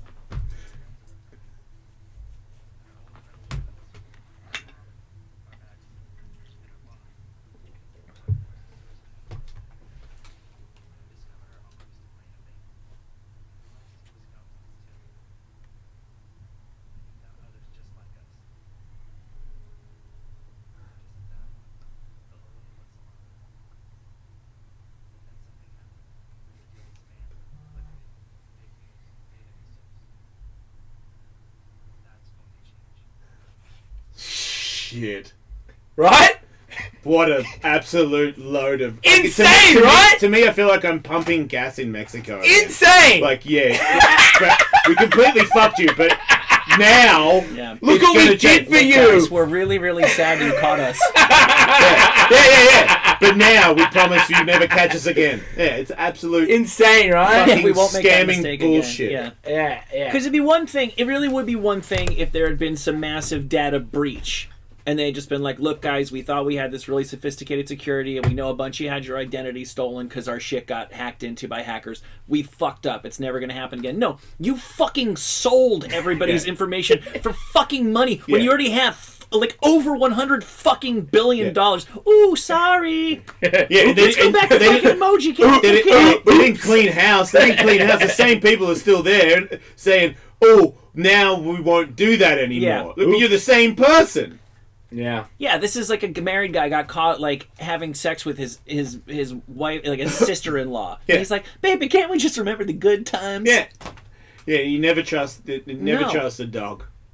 No. That's what that is. That's a dog. I'm glad everybody got to see the commercial. Yeah, that's as much as I needed to say anyway. That shit's so painful. It's such an insult to humans. It's been playing a lot during my finals basketball. It's annoying. Oh, okay. You watch. Well, that's you're in the sheep brigade, so you're gonna pump it. I get pump it, it up dude. your ass. I get it. I did have a date for Ellismania, and it got changed before it got confirmed. Welcome to Ellismania, but it was going to be July 20th and 22nd. That's how soon it was going to be. So now we're gonna. X Games is on the same weekend, so we're gonna go a little later, or looking about August or something like that. So people think that that's a little soon because it's usually in October.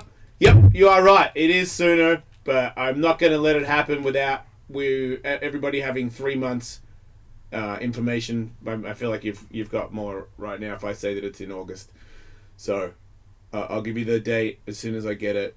And then the other thing is because there's all these comedians that want to fight, so I'm trying to make it organized, which is the best date for them to fight, and get them all there. So I'm going to juggle it.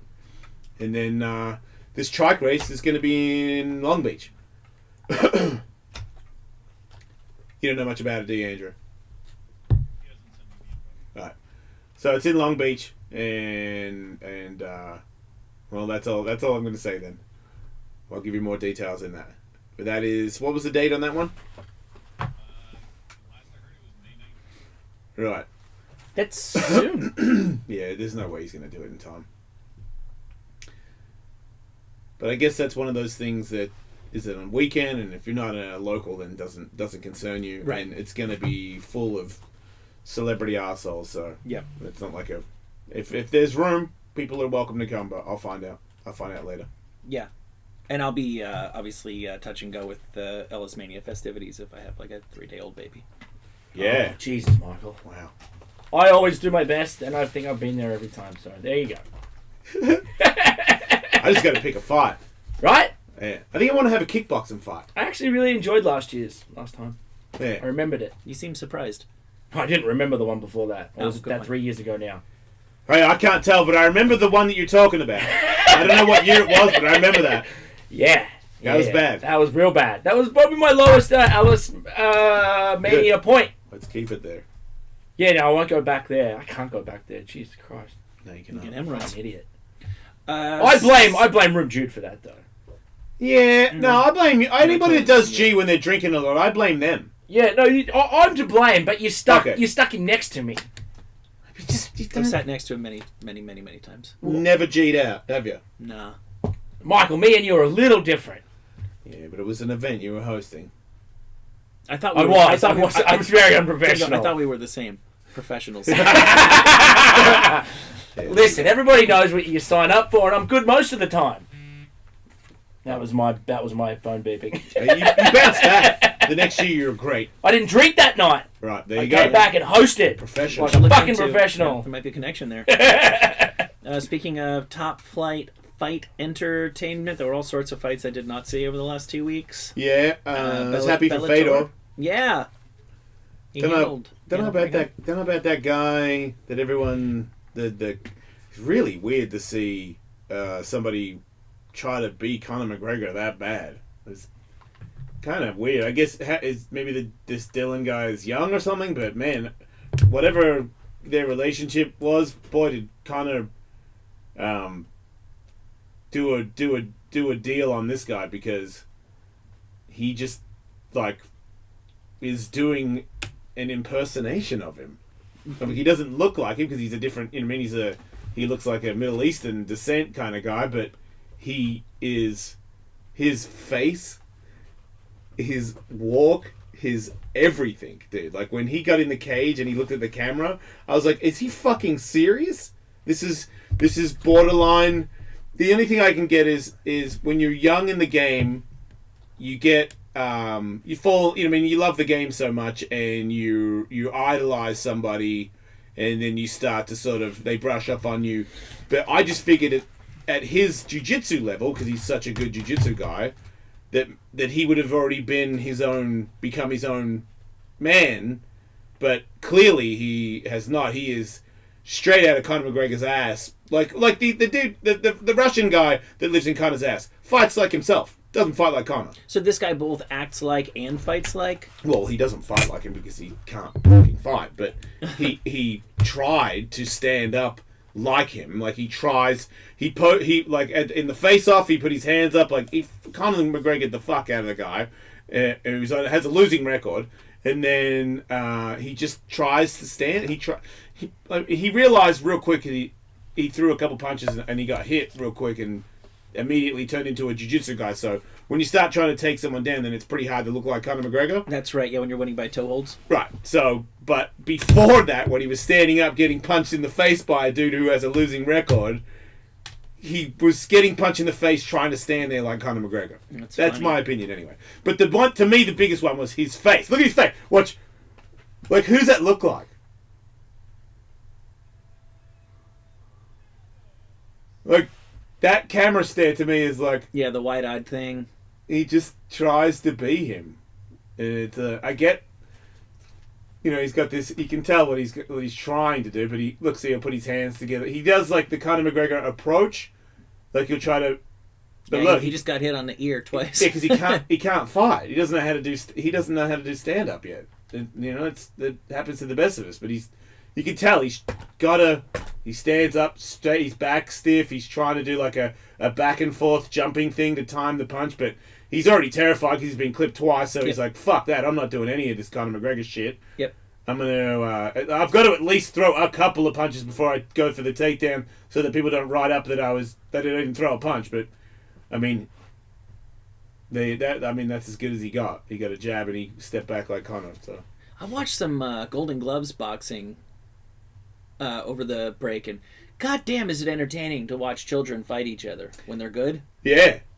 You know, the other thing I want to say, I don't know if you caught what John McCarthy said to the guy that there's a lot of hype behind you. A lot of it, most of it's been you.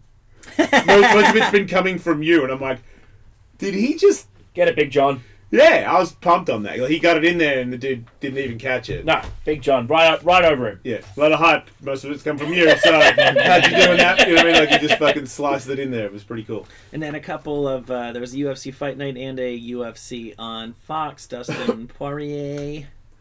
I barely remember that, and everybody else saw it, but who do I care about? I mean... Got the other cowboy. That was a crazy fight. Brazilian cowboy. And I really did not like Condit losing. That was shattering. And I liked that. What's that guy? It doesn't matter. Who cares? It's just past. Yep. And, yep.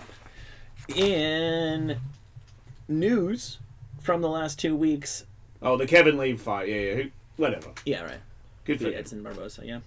Everybody died in the last 2 weeks. What? Hey? Yeah. Who did? Let's see. Former First Lady Barbara Bush. That was a big funeral. That was on TV. I didn't see any of that. I had no phone for a while. That's okay. It was fun. Yep, but... You know what? I thought I saw the photo of, the Avengers assembled, all of the former presidents in their wives. Yep. With George H.W. Bush in the wheelchair. Yep. I thought flat out Michelle Obama looked better than Trump's chick, and I never thought I would. Oh, say Michelle's that. hot. Yeah, I think she's. Yeah, hot she's. too. I've always had a thing for her. I know. I think she's attractive, but I also think that Melania's also hot. Trump got like a real high level trophy wife there, and I was like, well, if I had a pick, this is kind of a coin flip for me. So congratulations to you. Yeah, but you got to think about all the bumps and the late nights and stuff. It takes a toll. Yeah. Michelle was like being good lady. A person. Yeah. The other person was, snorting golden flakes of bullshit. And Vern Troyer. Yep, he passed away. Oh, yeah, I saw that. 49, little guy. He apparently drank himself to death, yeah? It sure seems that way. Is that what happened? Didn't he have, crazy alcohol content when he died? Yeah, and I don't know about that, but I know that he was struggling with alcohol stuff, until days before he died, so I connected those dots, yeah. Yep.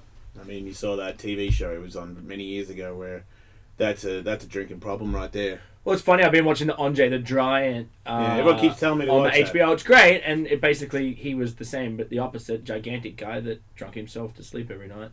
Oh, okay. Yeah, it happens to the Uncomfortable best. life. I'm sure Vern had an uncomfortable life. It was.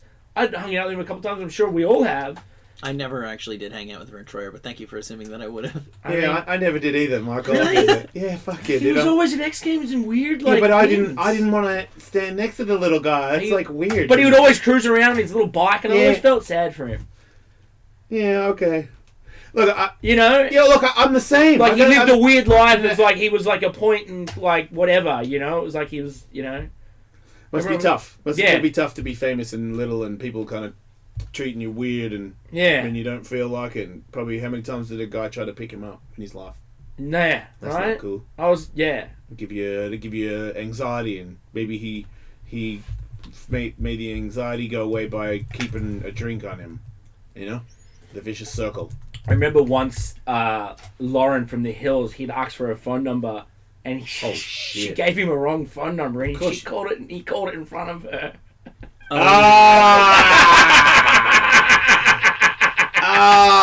Because now I don't feel sorry for him at all. That's gross. Yeah. Like, dude. Is it? Or what if it's just if you thought that must happen to him a lot? Or what if you thought you were exchanging numbers? Because you do that. You give me your number, and then I call you, and then you have mine. Yeah, but I don't know. I feel like that's when it's a date one. Then it's different. Yeah, it's weird. When you call it right there just to make sure, you're pretty bummed. Fuck, man, that's pretty insulting. She's not gonna bang you, right? Yeah, I just learned on Twitter a few minutes ago that there was this French wrestler who was a bit of a physical oddity, and some say he was the inspiration for Shrek. Wait, that's a real guy? Yeah, I thought that was Shrek. Is that really a real guy? I've never known Old Pics Archive to lie to me, so I haven't done the homework. They posted this 19 minutes ago. We're talking about Vern Troyer and Andre the Giant, and I think I saw a movie where somebody fictionally stole this guy's head. Because he needed. I saw that movie. Yeah.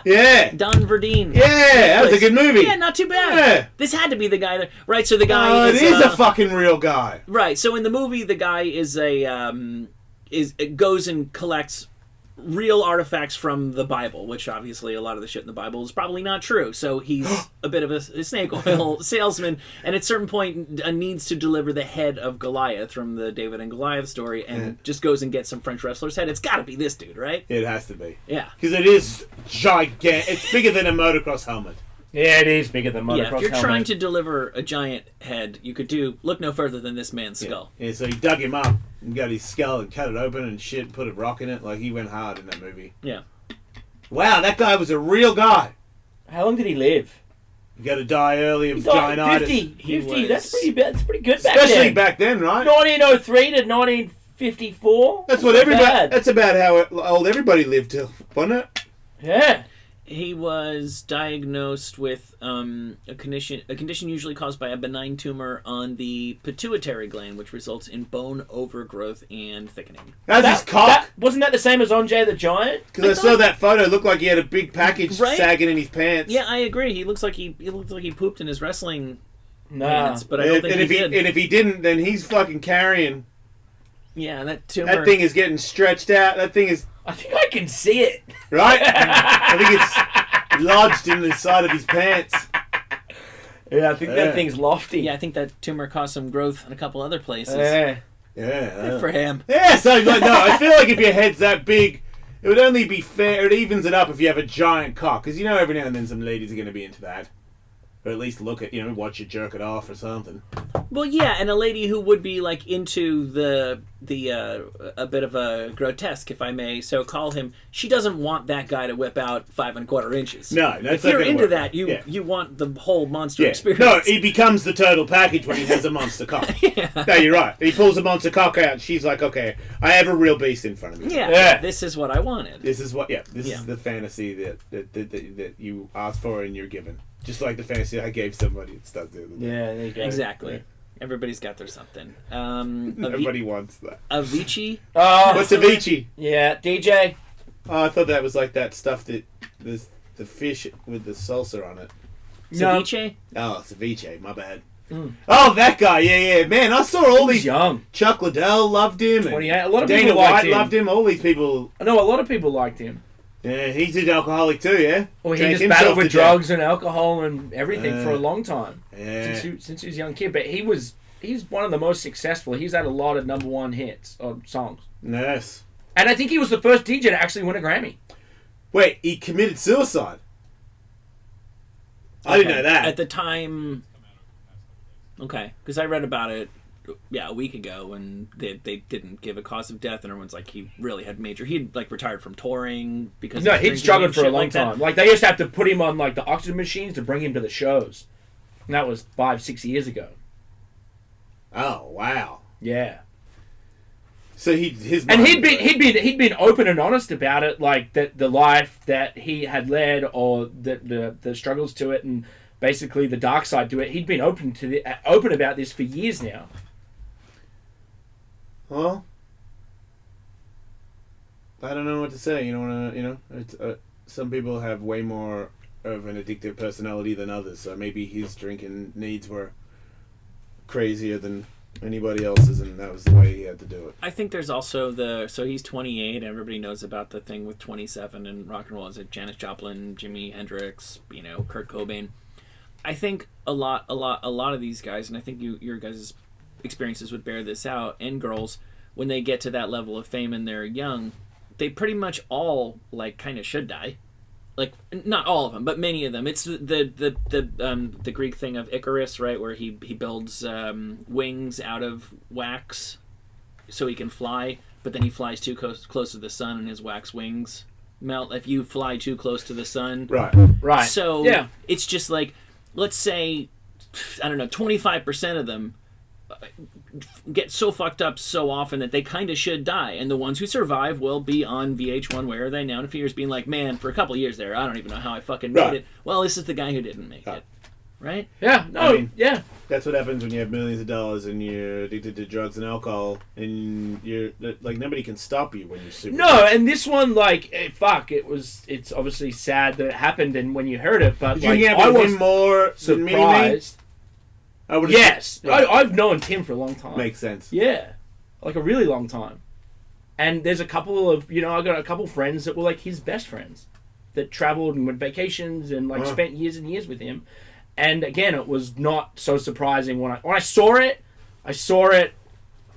and I saw one post, and then I didn't even look, just turned it away. I knew I didn't need to fucking post about it or do whatever. I listened to some of his old music, and then was just like, okay, fucking. I didn't even know he existed. So to me, sorry to his fans and his friends. He's one of those names in Los Angeles. A few years ago, they started throwing up billboards for everybody who's got a residency. He was one of the first highest Vegas. paid DJs. Yeah, like he took it from, being a regular kind of EDM DJ to being a top 10, in the charts and like getting paid hundreds of thousands of dollars to go and play sets. Yep. Harry Anderson of Night Court and Cheers fame passed away at the age of 65. Who? Harry Anderson, the guy, the judge on Night Court. Oh, the big tall bald guy? No, he was the bailiff. That guy. I think Richard Mole is still alive. Yeah, I don't know. I really liked him. He's a good guy. He seemed like a solid dude, and I loved some stuff I read from him after he passed, where he's like, I'm not an actor. I'm the worst actor in the world. I'm a magician.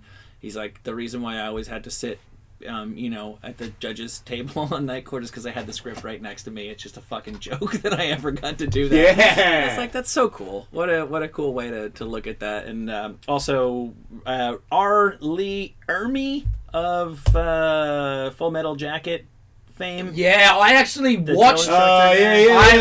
I saw that and rewatched that like a couple days ago because of him passing. Fuck, that's a good movie.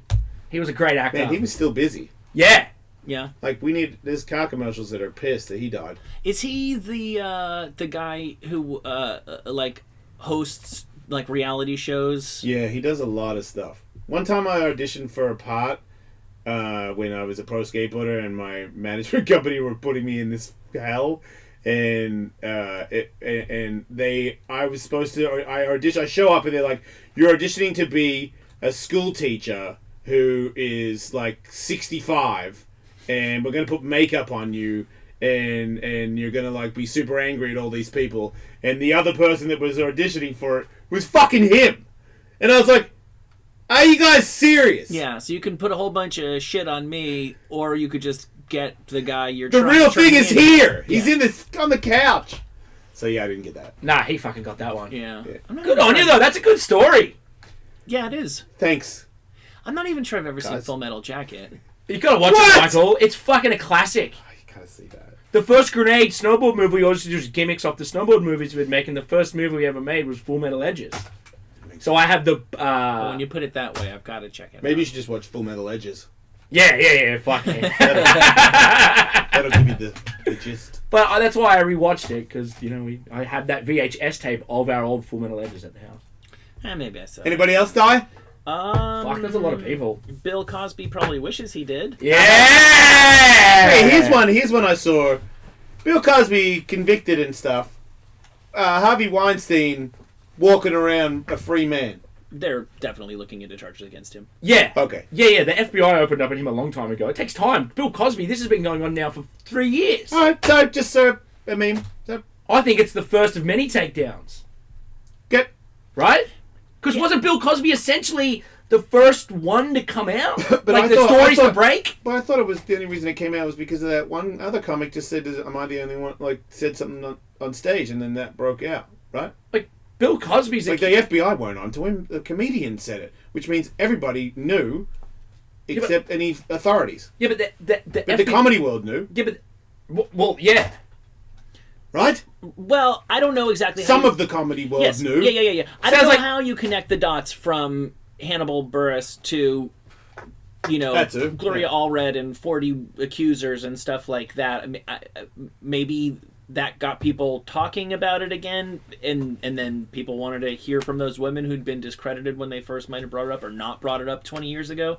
I don't know. The FBI didn't start looking into him because they went to a Hannibal Buress show. But yeah, that's certainly what got the conversation moving. I don't know what the actual mechanics were.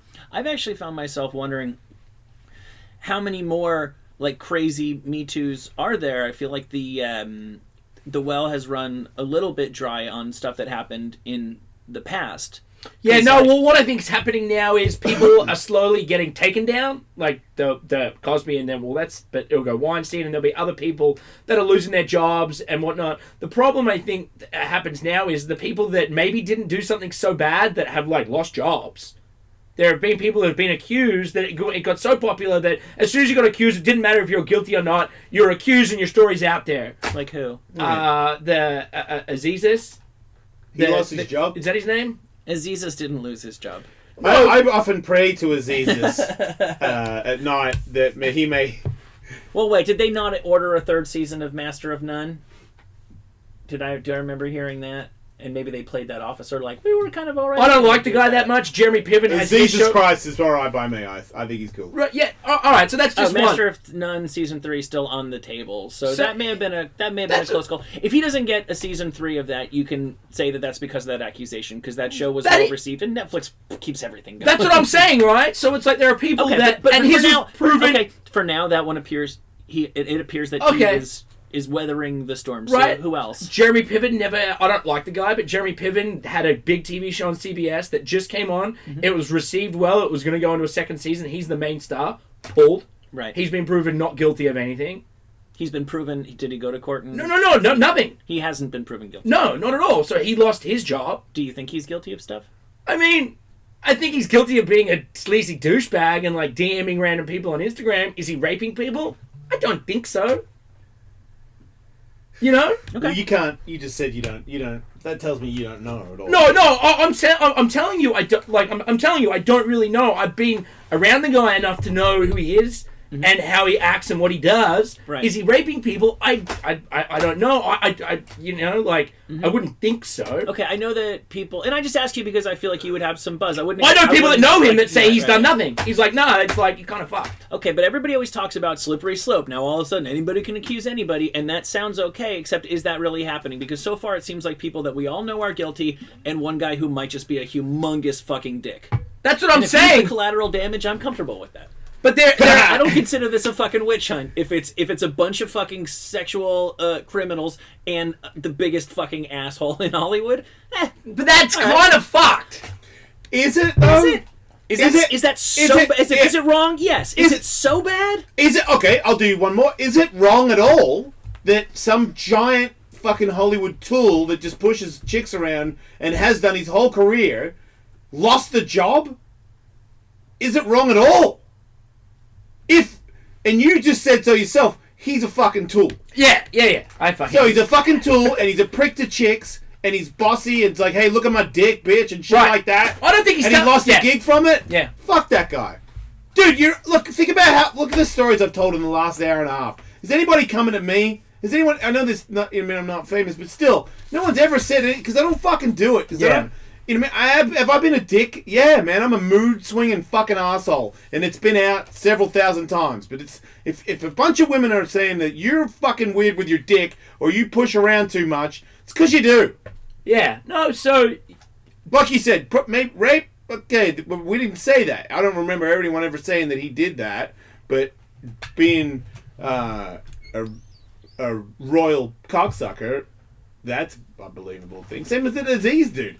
He doesn't. He's not a raper. He's just a cocksucker. Well, I mean, I think, in my opinion. Yeah, that's your I got from it that I was like, well, if I had a vagina, I would not be giving it to him. Yeah. Because I caught up on a bunch of magazines that are 6 months old over the break. I was reading stuff from right when the Weinstein thing was happening, and they were like, oh, in Hollywood, every single guy is like freaking out. Oh my, like, I didn't do what those guys did, but if I really think about it, there was one time I may have been inappropriate at a cocktail party to an assistant, and 15 years ago, people didn't frown on that the same way. And to read this article, you would have thought that here in almost May of 2018, there would have been 15 more high-profile guys who had just been taken down. And instead, I feel like there were the big ones at the time, and John Lasseter at Pixar was too huggy, and there was the guy who ran Amazon, got investigated by Amazon, and then he resigned. But I'm not aware of, oh my God, there's, under every rock in Hollywood, there's another Bill Cosby. That doesn't seem to be No, it seems like they all came out, Why the fuck have I blanked? Netflix, fucking big gay guy, bully. Look, I think... Spacey. I always blank on that one. That's probably good. Let's leave him. He should end up in jail. I'm sorry, what? Spacey. Should be in jail? Yeah. Why? For, molesting young boys and shit. Oh, yeah. Right. Yeah. Yeah, that's true. People like that should be fucking locked up or shot or whatever, Locked up. I mean... Is he facing criminal charges? I mean, it's past the statute, right? Yeah.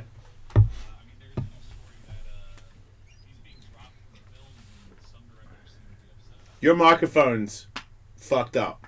That's what it is. Every time you're on, there's audio clipping. Your cord or something. Here's a little sand in the gears. So, yeah. Kevin Spacey, who really... I mean, I guess... It's funny how you're very angry at him, and I was like, yeah, I don't even really know him. I kind of forgot, but he did, in writing, say that he banged a 14-year-old guy at a party, right? I mean, pretty much. Or he played around with him, or whatever.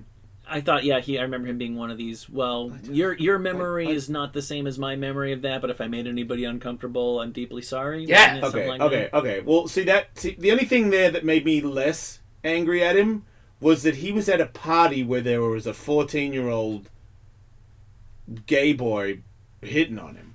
Like, what fucking house is this? Who is that kid? Was he a sex worker at the time? Was he under, did someone hold a gun to his head? How do you get a 14-year-old at a celebrity house party and then you bump into Kevin Spacey? Okay, so the kid was, I think he was starring in, a Broadway show at the time? With him, yes, you're right. It's so weird that you got a 14-year-old so you take him to the party, like your parents go to the party and network. Right? Well, I think it was maybe the whole cast was there together. Okay. Yeah. God, but why wouldn't your parents be there? Maybe they were. Yeah, I don't know. But it does sound like it was a cast thing. Yeah, and then... But nonetheless, he shouldn't have been... when you're hanging out at, a little house party, and then there's, one really drunk girl and, a couple of guys hanging around, and you're like, I gotta clear the guys out before, because we can't just leave. I'm sure these guys are fine, but we can't just leave drunk girl with these guys. Right. Well, again, don't you feel that way? Even if you don't suspect anything weird of Kevin Spacey, that obviously, because Kevin Spacey's story was, I'm sorry, I don't remember, i.e., I was blacked out. Right. I don't think that happened, but I honestly... So, we have a blacked out Kevin Spacey, who I'm guessing everybody in the cast probably knew was gay. Yep. Sounds like everyone in Hollywood who knew Kevin knew that he was a gay man. Yeah, exactly. And that he was very flirtatious with anybody. Right. So, you go on. And so, yeah, we can't leave a child with... drunk guy. Right. I'm assuming that if you're 14 and you're in films, you got parents. Yeah. Right? Yeah. They didn't find you in a fucking hostel somewhere. Your parents took you to an audition. Mm-hmm. So where are they? Yeah. Are they okay with that? I mean, I got a 13-year-old, man. She ain't going to a fucking party at someone's house for adults without me. End of the story. Well, she's got to go by herself, no? Yeah, I don't We get don't it. know that he was there, but his parents. Yeah. Yeah, even if he was there with his parents, that raises the question of what the hell they were doing. Yeah. Yeah, and if the kid when Kevin Spacey was allegedly drunkenly raping their son. Right, and then the son afterwards, did he tell anybody? No, he didn't come out until now. Or like last year or whenever. Oh, he didn't tell that son until now? Well, no, that was when he came out, and that was when Kevin Spacey replied on Twitter about apologizing, and then that was him coming out being gay and saying, "Oh no, I'm gay," and the public being like, "No, this kid's you're accusing you of molesting you, and you're now." The gay community was like, "Fuck you, dude." All right, well, I got the other juicy stuff. I was trying to understand because I haven't had my phone for 2 weeks. The Jay-Z, Beyonce, Kanye West, Snoop Dogg drama. Whoa, I have no idea what you're talking about. Yeah, let me break it down for you. So Kanye, see, I thought this was old. I thought maybe Kanye went on stage and started moping about Beyonce music videos, but I figured he'd already done that before, so I was watching an old video. I don't think that's the case. As far as I could be wrong. These guys might correct me, but just check it out. Have you checked your? I checked my fucking facts. I surfed the internet last night with my daughter, and I come up with this. Okay. He went on stage at a concert recently. Late. Yeah, Kanye late. Some big tour. 3 hours late. Who? Kanye West. His tour. Oh man. I don't think he's been on tour lately. That's why I'm asking you. He's got a new tour, and Kanye West is on it. Shit. And he's performing. So he came in 3 hours late, and he started bitching on the microphone and said some shit about Beyonce not coming because she's going to do a music video, and that ain't cool, and Jay, fucking why you got to do me like that, and I guess Snoop Dogg was there in a VIP room watching it, and he was live on his social media. He's always live. Going, can you believe this N-bomb? This motherfucking N-bomb crazy, son. He's got this N-bomb going crazy. I don't know why he's talking like that. So Snoop's live. What? So Snoop's live in a VIP box. Yeah, so he's saying that, and then I guess that video goes out, and Kanye sees that video after he does. By the way, he goes, "Oh yeah," and he leaves. So he did like 2 songs and he left. So everyone's super bummed at him. Yeah, super bummed at him. And Snoop's like, "Why would you do that? It's stupid." And then he got an audio he called somewhere, and there's audio of him. I didn't believe that it was him because it's insane. He's a god. He's calling himself a god, and he's directing. I thought we knew that.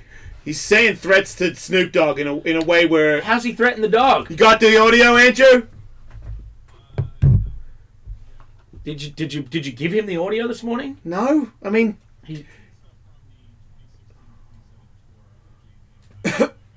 No, dude. Just type in Snoop Dogg Kanye drama. You should. I thought you fact checked. It's a fucking fact. He's just the worst YouTube surfer in the fucking planet. Oh, so now we're stalling. No, you don't have to. Just click the button right there. There's a photo of it. There you go. I'm gonna play it. What year does it say?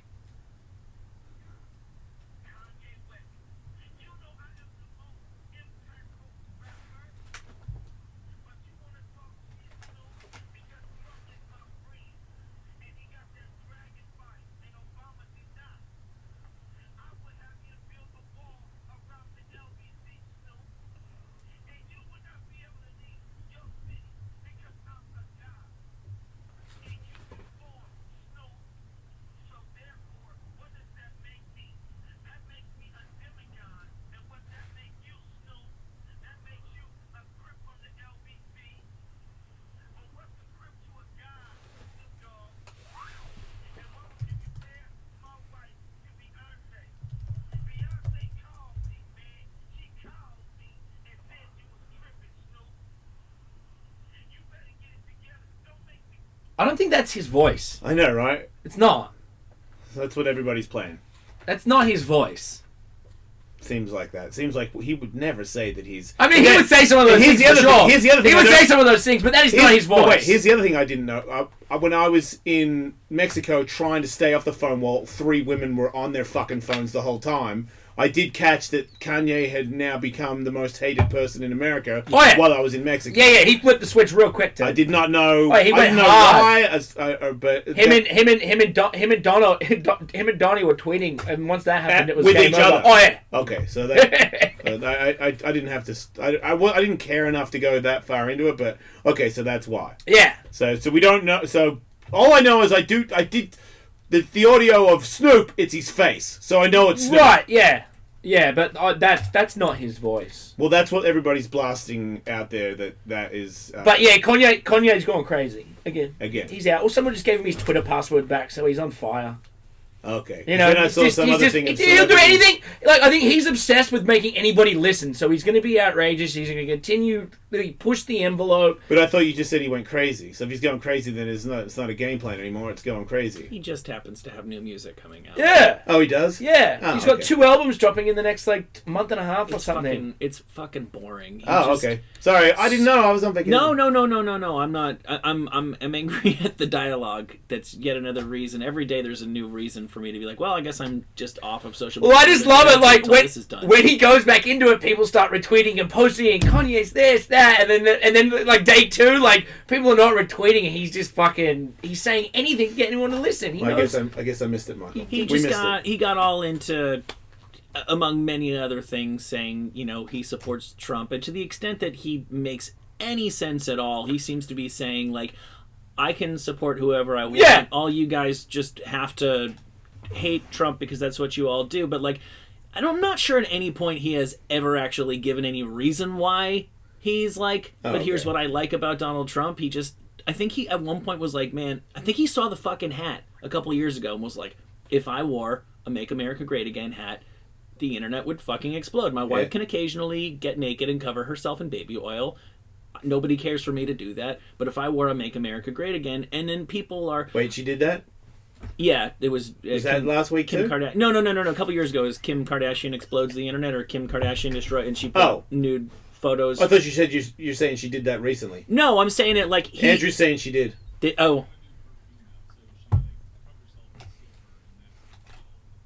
Oh, I'm thinking of when she covered herself in baby oil, and it wasn't just that she posted a nude selfie. She actually she's figured out the. She's got a whole new angle. The schematics of how to do it. Yeah, and I think he's like, I can't play that card because I'm not some hot chick that people want to see naked. This is the crazy thing that I can do, and all of the repercussions that come out of it, of people going, "Oh, ha, liberals, what are you gonna say now? Now that Kanye gets it," and it's like Kanye doesn't get a goddamn thing. No, Kanye's backed the last. Like, he's backed Hillary, he's backed Bernie, he backed Obama, he's backed Donald. He's literally backed every political person on each side. Like, it's just Kanye doing whatever the fuck he wants. Yeah, and saying I like Donald because we both have dragon blood. Like, I mean, come whoa!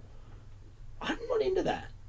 Oh, now we're looking at, so they made a mold of Kim's body to be the perfume bottle, so that's her molded. Yeah.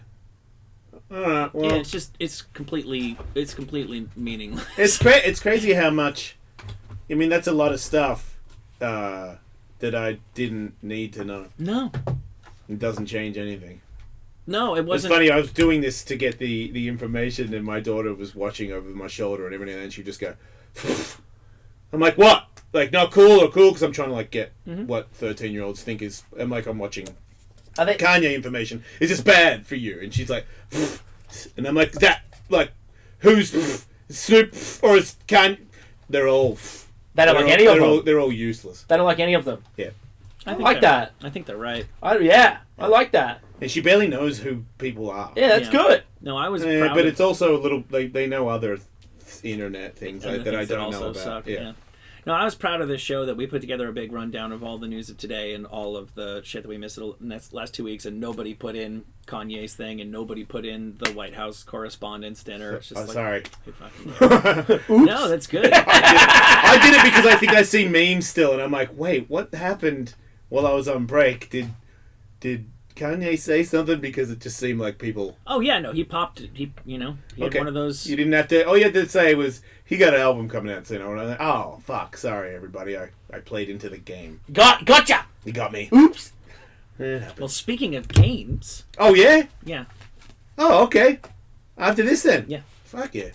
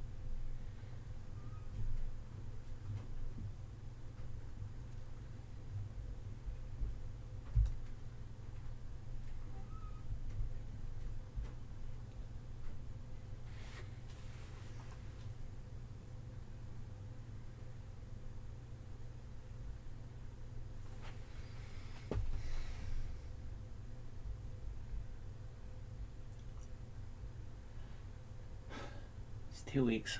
It's really weird to do radio after 2 weeks. Right? And I actually recorded some of my own shows. Not last week, but the preceding week. But it just takes a minute. You got to get rid of all those, whatever that, all the intros, all the rejoins, everything needs to be redone. So it's way too loud.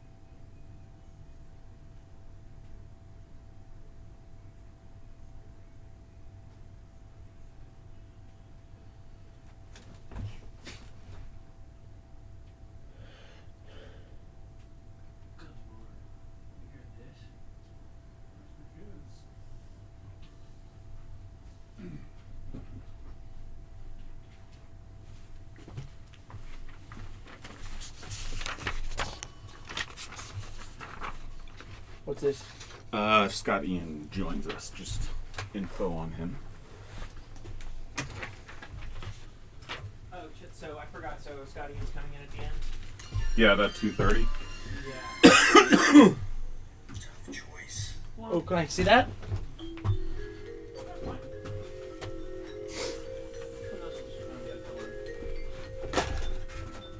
I mean, the way I look at it is, if it's great, well then, great. We'll do the second half of it another time, right? Yep. Betsy, I would just text me if Scott sticks his head in here whenever he's ready to go. Okay. And then. So Dingo, would you and Jason acting out scenes from popular 80s movies while Tully and Andrew try and guess what movie you're doing? Okay. So I've got scripts printed out from each of you. They're both two-person scenes. You just pick character 1 or character 2 when you're Okay. out of the race. So sorry, Andrew said text you, and then what was the last part? I'll signals for us to wrap it up Okay. in the studio and all this stuff. But we will not take a break.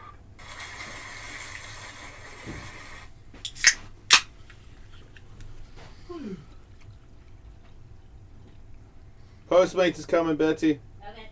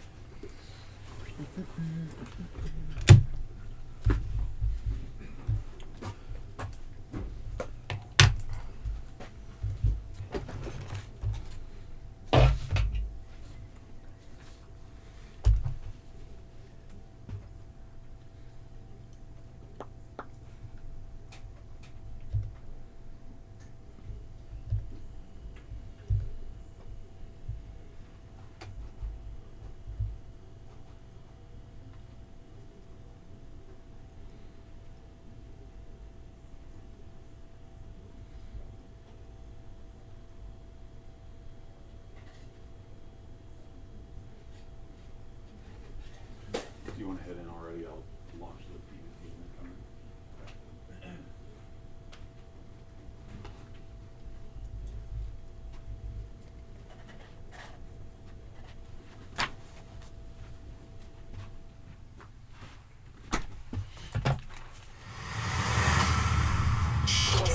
Ellis. On Faction Talk.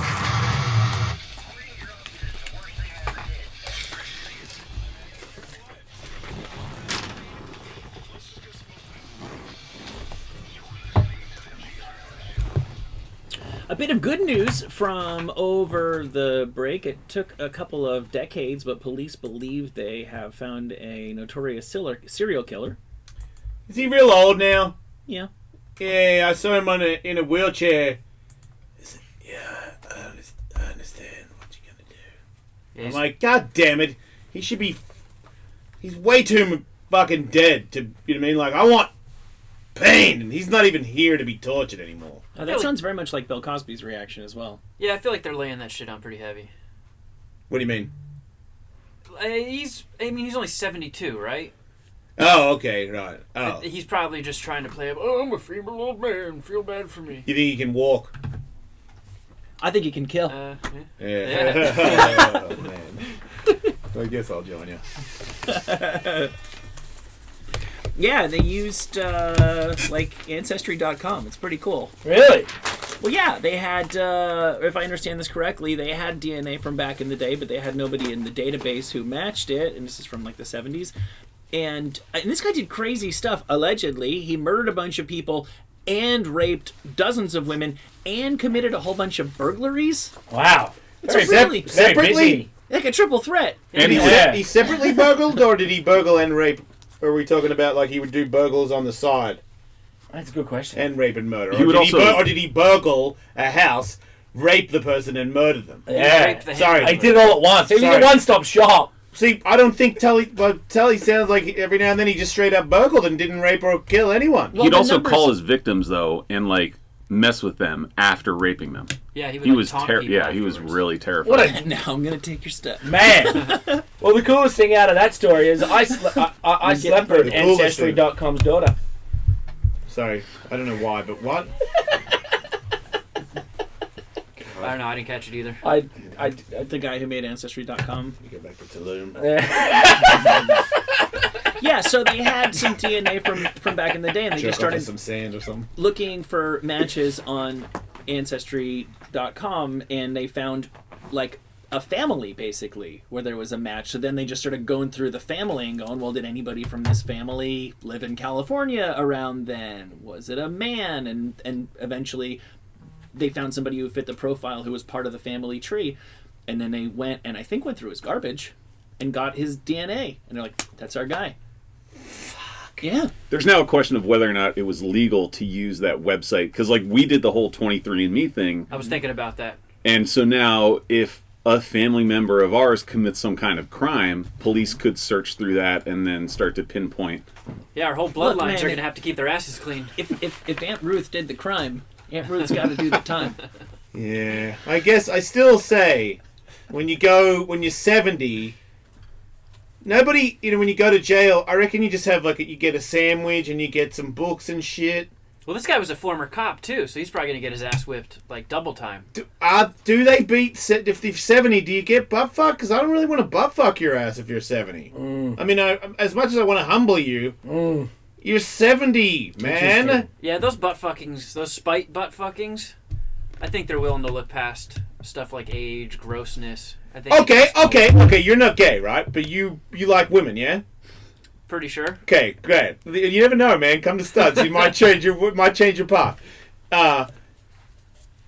If I was like, this chick murdered my family, I got her, and I want you to rape her, and she's like, please don't rape me, but she's like 70. I'm not really one for my friend. Rape spite. But I need you to rape her. She murdered my family. Yeah, I think you need to talk to a more hardened criminal than Kevin. Yeah. All right, Michael. Yes. I caught this bitch, and she murdered my whole family. I'm gonna kill her, but I'm just getting as many of my friends to come over and rape her as before I kill her. She's 80 though. Yeah, no. I mean, I might be willing to throw an elbow or two, but that's about as far as it'll go. Right, because she's so hideous, right? That's one. No, I wouldn't say that's the predominant reason. Once again, I think you need to find a hardened criminal who is used to thinking of rape as a punitive measure. Yeah, if you're a prison rapist, you're from Australia. Yes. This bitch killed my family. Yep. I fucking got her. I've already raped her a bunch of times. Yep, you let the boys come over. Yeah, you want to have a have go? A train. She's she's run bummed, a train. She's bummed out about it. Before you answer that question, we do have a game to play. Oh, what are we doing? I don't know. We have a game to play. Just riffing over here? I just thought maybe... I feel like we're still on holidays. Holidays. I feel like you're still Australian, which is pretty crazy. You've been here your whole life, you fucking idiot. Anyway, it's a game, yeah? Yeah, so Tully and Andrew are notoriously bad at identifying 80s movies. Mm-hmm. I think that's safe to say. Only the good ones. So, I'll kill you if this was bad 80s movies. I've compiled a bunch of scenes from some very popular 80s movies. They are two-person scenes. So, Dingo and Jason are going to act them out for you. And we're going to see if you guys can identify. Well, I just said in the last segment that I don't think I've ever seen Full Metal Jacket. Yeah, he definitely said that. I've never seen Indiana Jones, so... Yeah, I'm going to win. Have you seen Star Wars, the original? Fell asleep during the second and third one. Freddy Krueger? No, that's a scary movie. I wouldn't have seen that one. It's not that. All right, so Andrew, do you want to pick a scene at random? Wait, so how do me and Jace work together on this? We haven't really worked yet. What do I do? I'm going to give you guys copies of the scripts. Scene 2. All right, so you guys are each going to get a copy of the script from scene 2. Wait, are we acting? Yes. Yeah, and reading. Yep. Oh, good. Because I warmed up this morning by reading Jude's book, Hyena. I highly recommend Hyena. I've read the first page of that book probably 20 times. Hyena or Go Home? Hyena Go Hard? Go Hard, sorry. I think I should go home. So we're starting with the one that has probably the most complicated lines. But be careful with the scripts because they do have the name of the movie up top. So when do you give them to us? You don't need to tell me that. You need to tell this fucking idiot. Are you pointing to me? Yeah, idiot. Easy, dude. Don't say the name of the movie on the top of the paper. I've never ruined anything in my life. You guys are going to have to decide who's you character ruined 1 and who's Cunnilingus. character 2. Wait, where's the answer? Wait. Man. I need another 2 weeks. Dingo, you're not guessing what the movie is. You're the title doing of it the is movie. at the top. I don't even know that. Show Andrew, I don't know this movie. That's Just so fine. you know. All you have to do is pick a character. You're either character 1 or character 2. I'm character 1. Right, Bullshit! Character 2's still alive! Oh, this is going to be fun. You dick! Gotcha. Hey, let me proofread. Oh my goodness. No. All right. I'm good. You can go, dude. All right. Where's the prison? The battle of wits has begun. It ends with you decide and we both drink and find out who is right or who is dead. Now, Kevin, would you guess that everybody listening right now already knows what this is? No, because one of the words got changed. But as it plays out, people will get it. Okay. Can you tell us what word got changed? Fuck you, no. No way. It'll come up again. Damn it. It wasn't prison, was it? Shit, did I say prison? Poison. My bad. Oh, I was Come thinking on. like Shawshank because of prison. Man, you haven't said your lines, bruh. It's the princess bread.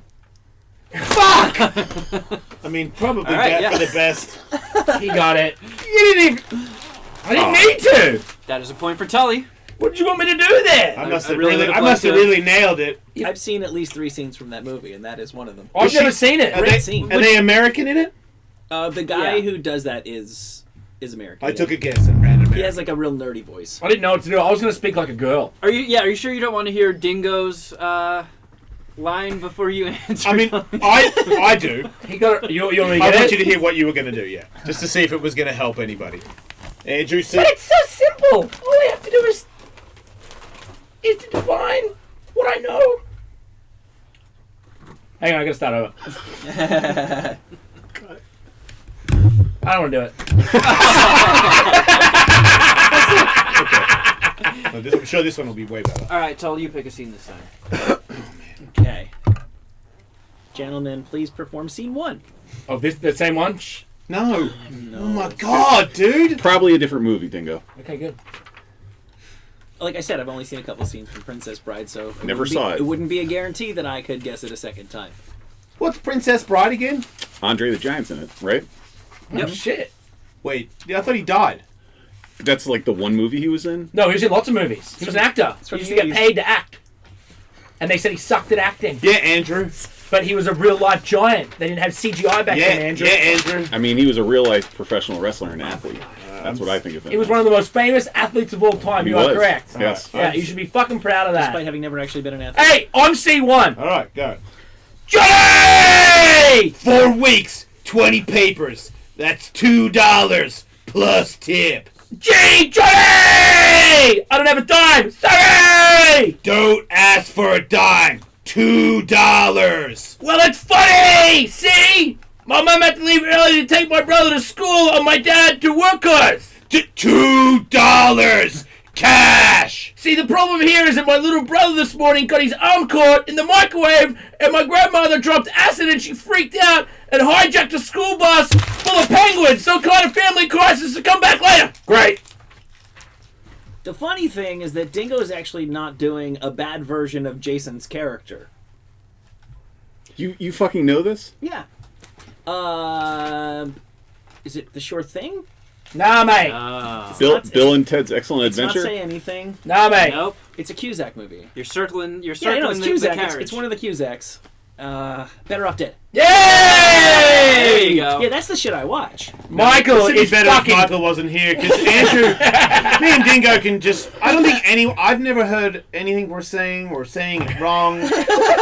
Andrew doesn't know any films. This is the fucking dumbest show ever orchestrated. I've decided to make it sporting. I will wait until the entire scene is finished. I just love watching. Andrew's face going. This is never. I'm never gonna get it ever. I thought that was Point Break to start. I kind of did too. I don't here, know. pick another one. I don't know them. It's been difficult because so far I've never watched either one of these movies. Me either, dude. So I don't know what voice to do. Yeah. So I'm just gonna yell. Where's my $2? See, wasn't that the kid on the BMX that does that? Because that's like one of the running gags of the movie. He chases him saying for kids like chasing yeah him for a $2. comment for Yeah, $2, okay. yeah. See, I thought I was being that kid. I'm C2. Fuck, dude. Okay, Get in there. Oh, I love this movie. Transformers holds 37% market share. That is we're targeting the same area. I think that we should see 1/4 of that and 1/5 of the revenue from last year. Any questions? I don't get it. What exactly don't you get? It turns from a building into a robot, right? Precisely. What's fun about that? Well, if you had read the industry breakdown, you would see that Al's success in the action figure area has climbed 27% to 45% in the last 2 years. Here, that might help. Oh. Yes. I still don't get it. What? Well, that's millions of robots that turn into something. And this is a building that turned into a robot. What's fun about playing with a robot? That's not any... I still got my line, Dick. Sorry. Today's not any fun. This is a skyscraper. Well, it couldn't be like a robot that turns into something like a bug or something? A bug? Yeah, like a big prosthetic insect and maybe like a giant claws that could pick up a car and crush it like that. I've seen that movie. I don't even know that one. Big. Yep. Wait, did you see it? Did you read that off somebody's No, paper? was that really it? No, he didn't. Yeah. He didn't. Oh, wow. That was a guess. I was going to first guess Wall maybe Street. he did. Seems like Wait he's a lying. second. Talk me through. All right, what so I I was was thinking that so- made you guess Big. Yeah, Because yeah. you're right, and now you mention it. Of course, I should have guessed that too. I've seen Big multiple times. How do you know that? Yeah, he knows. So I was going to guess first Wall Street because they started talking like stocks and figures. Sure, yeah. But then it was talking about a guy, like talking about playing with Transformers. And I was like, okay, well, the only movie that I could have possibly seen, and I've seen parts of it, is the one where he's like playing the piano in the department store. And I was like, it's got to be that one. Pretty good analogy. No, that made no sense. He just threw the So, piano. okay, keep going. Right, I had no other guess in my mind other than Wall Street or Big.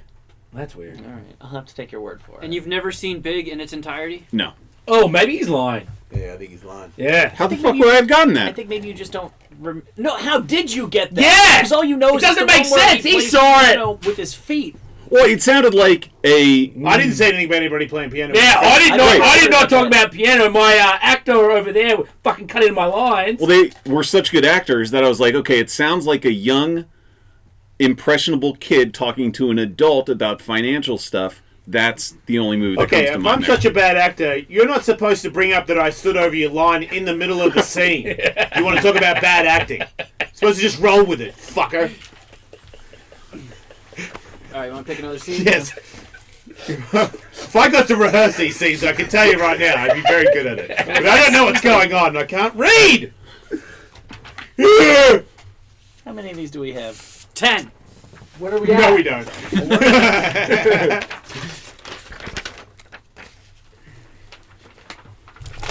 All right. I'm the these are second easy. guy. I'm doing any one you want. What movie's this? Wow, based on the first thing you said, I thought you knew what movie it was. Right? I do. And then the second thing was like, yeah, he's never seen it at all. Right, I caught that. Yeah, good point. Go ahead, These are man. letters? Are I've done this you before. are you 1 or 2, Doug? I'm 2. Notice anything unusual about Santa Clara yet? No, it's a pretty cool place. If you're a Martian. Or a vampire? Are you guys sniffing old new spirit or something? You think you really know what's happening around here? Don't you? Well, I'll tell you something. You don't know shit, buddy. You think we just work at a comic book store for our friends' folks, huh? Actually, I thought it was a bakery. This is just a cover. We're dedicated to higher purpose. We're fighters for youth, justice, and the American way. All right. Hey, man, read this. Oh, shit, sorry. Did you just... Yeah.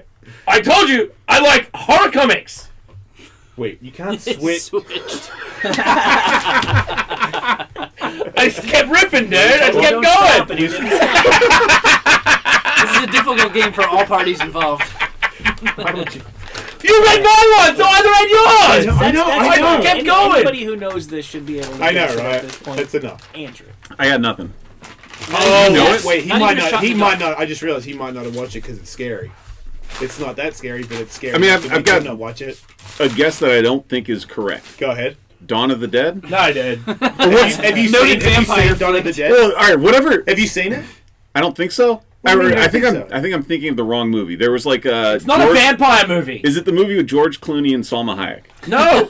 No. Whoa. Okay, that's the movie I'm thinking That's of. an okay Yeah, guess. yeah. That's what I'm actually thinking pretty of. good. whatever movie that's called. That's It's got a vampire. It's Dusk Till Dawn. Yeah. That's it. Yeah, not Dawn of the Dead. That's a good Can vampire you think movie. of another movie where the town seems normal, but actually there's some vampire activity? I was gonna start off with Encino Man. Because like that's like a weird fucking thing going on, but then I was like, no, I don't think Encino Man would know vampires or. It's the same era, isn't it? Yeah. What about a movie around then that had vampires in it? Comic book kids at comic book stores. Blade. Wait, Blade had kids at comic book stores? I mean, it's got vampires. I don't know this. I don't know if you guys are doing comedy or suspense. Oh, myself We're doing and Dingo theater. are only doing comedy. We're doing theater. I would say it's like a teen horror comedy. Yeah. Oh, you know what it is. From course the I do. 80s? Yeah, it's featuring it's like the movie. Yeah. Teen Wolf? No. Featuring at least 3 of the most like iconically 80s actors imaginable. Is it the movie where like Tom Cruise fucks a real young vampire? No. Yeah, should just say yes.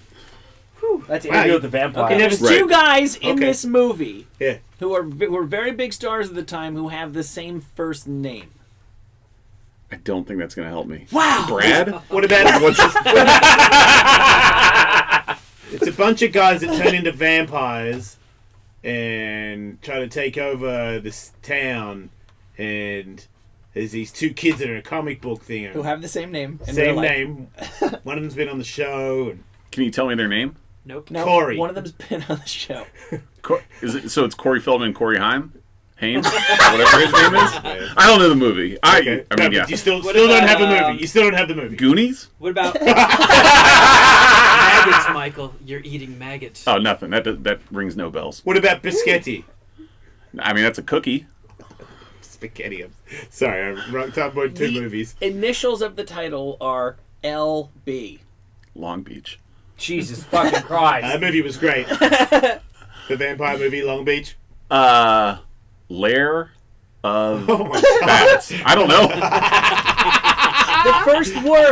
Lair of bats. That was fucking sweet. Oh, by the way, I wrote down in Mexico How to Start Rabies Babies, the movie. Okay. Oh shit. Kid in the park and is fucking with a squirrel, and the squirrel bites the kid. That's cool. And squirrels have rabies, and the kid somehow freakishly survives it, and then starts biting other people, and adults die, and babies get the rabies, and the babies with rabies start multiplying. Cool. There you go, Betsy. We've got a guess, but if you guys want to tell me that movie, Okay. I'd love to know. It's LB, and the first word is lost. Lost Babies. Oh my God! Get him out of here! Get him out of here!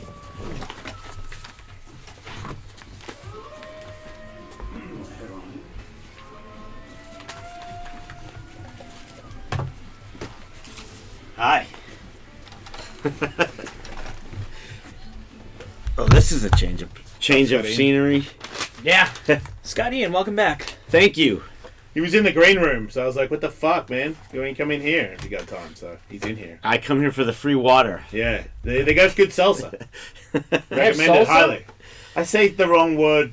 I like Michael. Seltzer. Yeah. I've decided that I don't want to change it so that people can keep doing what you're doing and think that I'm continuously thirsty for buckets of chips and salsa. Perfect. It just feels better knowing that somebody out there thinks that that's what I keep asking for. So you're going on tour with Slayer. Yeah, we leave. That's a pretty big deal. We start May 10th. Yeah. A lot of dates. A lot of dates. Yeah, there's 2 U.S. legs. There's a leg I can't talk about yet that's not in the U.S. because they haven't announced it yet. That takes place later in the year. But yeah, it's really exciting. It's a big show from start to finish. It goes Testament, Behemoth, Anthrax, Lamb of God, Slayer. Wow. So I think it's safe to say it is the metal tour of 2018. So, and on this tour, do you think that at any time you will like stop in the middle of a song, grab the microphone and break down? Maybe you got some personal beefs with some people, or maybe what we should do with the government and how we're voting. Like, you're not going to do anything like that, so you get all dehydrated and start spracking off at people? On this tour? Yeah. No, if anything, I might get on the mic and just scream Slayer really loud. That's fair. Yeah. Will this be their final tour? So they say. That's what they're saying, that this is it. How long a final tour lasts, nobody knows. I mean, Ozzy's been on a final tour since 1996 or something. He's been right? retiring longer than he actually was around originally. Yeah. That's a fact. And then just announced more shows than forever. He's Yeah, like, but that's because he fucked a bunch of chicks and he has to do what his wife tells him to let him live in the house. I've been there. You know what I mean? I've been there. But I do. I mean, I've known the guys a long time, and I truly believe them. They say this is it. This is it. Like, and you know, I'm sure it'll take at least 2 years. You got to think. I mean, to get around the world and do it properly, it'll take 2 years to play everywhere again. And of course, I got to assume they're going to do the, you know, last time in New York, last time in London, last time in. So, and they haven't started announcing those shows yet. So I'm sure they still have a couple of hundred gigs left. I would think. It's like the Ramones' last tour had a bit of that. Oh yeah, it's like several hundred shows. Right. Yeah, I'd still say yeah, but you're on tour. So and that's one last tour. So there's no lie in that. No. And look, I feel like a lot of, especially maybe not only metal really. I feel like everybody still respects where everybody came from. I don't know, maybe that's because I listen to more metal than any other music, but I don't see anybody not knowing who the fuck Slayer is who's in like a new metal band. Like everybody knows who everybody is. Yeah. Seems like in other music, people come and go pretty quick and there's not too much respect around. I feel like everybody wants to see Slayer one more time. If you're a metal fan. Well, look, the shows are almost every show on the first leg is sold out, and we're playing, you know, sheds. We're playing 15,000, 17, 18,000 seat places everywhere. So, and they're all selling out like quick, which, you know, just really proves that, you know, people really do want to see it, and people are very excited about this package. I'm excited. When my agent texted me, this is months ago, I get a text, and it says, big tour. I'm like, yeah. He goes, can you call? I'm like, uh-huh. And so I call him up, and he's like, Slayer, you guys, Lamb of God, Behemoth, Testament. I'm like, we're doing it. Yeah. They haven't even got the offer yet of what we'd be paid or anything. I'm just saying, we're doing it. We have to do it. How can we not be a part of that? So, you worry about burning out on that kind of size tour, or? Hell no. No, it's actually, for us, it's kind of easy because we're going to be on around 7 o'clock. And okay. I think we play 40 or 45 minutes. So for me, it's going to be like summer vacation. And I get to hang out with a bunch of bands I like and see bands I like, and my family's coming out on it. I was going to say, how about all the other work that you have? Because I feel like you do a lot of other stuff. How do you? There's nothing else. You don't do shows? No, nothing radio, right now. Podcast? Well, the radio thing, yeah. I have my show on Sirius. So how do you do that? Volume. I only have to try and get some done before I leave. And actually, I think there's plans to do a bunch on the tour because why not? You got those guys. I think I'll probably be able to get Tom and/or Kerry from Slayer. I want to talk to Randy from Lamb of God for sure. Right. I think Adam, the main dude from Behemoth, would be a really interesting interview as well. So I know there's probably at least 3 or 4 I can get done while I'm out there too. So yeah, I would say more than 3 or 4 with that lineup. But yeah, but you should try to get Kerry King to cry. I would. That's what I'd be doing the whole tour. Even if it wasn't about leaving. I was jokingly going to say like we could like take away the Jaeger machine, but I didn't even know if that would make him cry. Right, because it just seems pretty hard to get that to happen. But it's like last tour, maybe you could just get him super liquored up and be like, or pinch him, or even like just get him to just tear up a little bit and get that documented on that show, and you are in. I think a cute puppy might be the way. Right. Because I know he's got a wife. His wife and my wife are like Instagram friends. And he loves animals. Right. So I think the way to Kerry's heart would be animals. Right. I know how to go through. Man, because we have bald cats or whatever. And last night the boy cat disappeared, and it was like, he'll be all right. He'll pop up. And she's like, he's gone. I'm like, nope, he'll be all right. Just get some sleep. We got to go to work tomorrow. I'll be all right. And he's not around. And I'm like, facing it. I'm like, you've got to be joking me. And then in the garage, right when I was driving the kids to school, my son found him like huddled up in the corner in the garage. So he got out of one door and got into the garage area and was in there all night. Wow. We were in there screaming his name, had the doors, lights on, and he was just in a ball hiding. Wow. So he didn't go cruising? No. Because usually that's what they'll do. He's a bald, but he's white and bald. He will fucking die in 3 seconds. Yeah. So you're like, if he went out overnight, he's dead. Yeah. So to just watch that, I'm like, the house was caving in this morning. And I'm like, here he is! Look, he's here! It's all okay! We're all okay! Yeah! Okay! We're going. Yeah, oh fuck, man. It was like gave my son a pat on the back for his eagle eye for finding it. So you were just on vacation. I saw. I follow you on Instagram. I see all your pictures. He actually had a horrible time. I didn't have a horrible time. Ask him about it. The pictures look really fun. nice. It was good. It was fun. I had a good time. Have you ever been to Tulum, in Mexico? A long time ago, yeah. It's a nice town. Yeah. Hard Very to have nice. a bad time there. Yeah.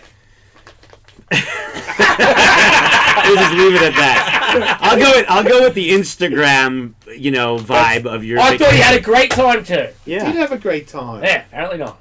I had a good time. Good. But I don't think I would.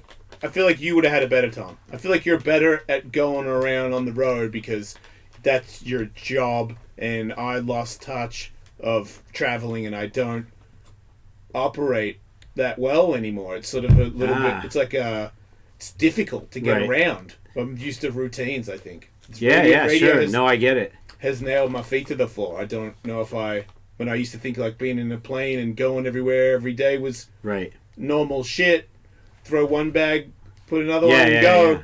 And now I'm like, oh, it's terrible. I don't like it. Yeah, I don't. Traveling for the band, the traveling part actually sucks. Playing shows is the best. Traveling is horrible. But you think it's got worse? Travel. Oh yeah, because you've traveled. You were back in the day when it was a luxury. For a really long time. Yeah, I'm not even joking when I say when we started flying, like people actually still used to like wear suits to get on a plane. Yeah. Like, not that I did, but people did. But you looked really weird being in it. Yeah. They might have still been smoking on those planes. They were still smoking, yes. In the 80s, early 80s, people were still smoking. But it's okay because they put them in one half of the plane, so it didn't affect no, you're the seat behind the guy smoking. He didn't come to you at all. Yeah, not at all. It was the invisible wall. But I love traveling with my family. That I love. I love getting on a plane with them. We went to Hawaii just a few weeks ago and went on a proper vacation, and I had a great time. Right. Okay, I can see how that would work. Well, you're a food guy, so you get into that when you go places. Yeah, I get in everything. It's good. Not just get away, turn off the phone, just which I could disconnect really easy. It's not hard for me to do that. Yeah, I did the same thing, but the other people that were with me all didn't disconnect their phones. They were like right in them. And then they would talk about what's in them at the table, and I'd be like, really? It's tough, man. I wonder how many couples have like an issue with that, where, because there's a lot of times where I'm like, okay, I'm good. That's enough phone for today. I am done. And my wife's just like, yeah, that's cool. I mean, is it weird to be like, I think we have a mild issue in our marriage that at a certain point we both need to get off this shit? I guess it depends what she's actually, if it's something important she's doing, then... I think she's just toggling between work and hardcore pornography. Right. I think there's, like everybody else, right? I think there's different, if it doesn't burn you out, then why would you need to take a break from it? Yeah. I feel like some people, like I might be like, trust me, it's burning you out. Maybe it's not. Maybe they're actually getting energized by what they're doing on it. But for me, it's burning me out. So when I go on vacation, I don't want to be around it because I know it'll pull me back in. Sure. I know who I am. I don't want it won't work. So and you come back and you feel like you didn't leave. Because you're still up on all the fucking garbage that's been happening. That's the other thing you notice. You get back and you're like, look, there's new gossip, there's new drama, but it's the same old shit. It's like going back to your old hometown. Nothing fucking changes. You know? I don't know. I guess it depends where you're from. Yeah, good point. I just realised going back, I can't drive through the city where I'm from. I get lost. Oh, Melbourne. They changed the road. So, I'd get lost. Yeah. But let alone like going to a restaurant. There's a restaurant that I used to go to that still exists. Like, was the Cherry Bar around when you lived in Melbourne? Cherry Bar on AC/DC Lane. No, I don't know how long that's been there. That's my. The only one I think I know is the Espy. The Esplanade Hotel still exists. Okay. And I would assume that it's still there because I haven't been there for a long time. You mentioned I'm gonna go. It looks like I'm going end of September to do talking shows down there for the first proper tour, and I'm very excited about it.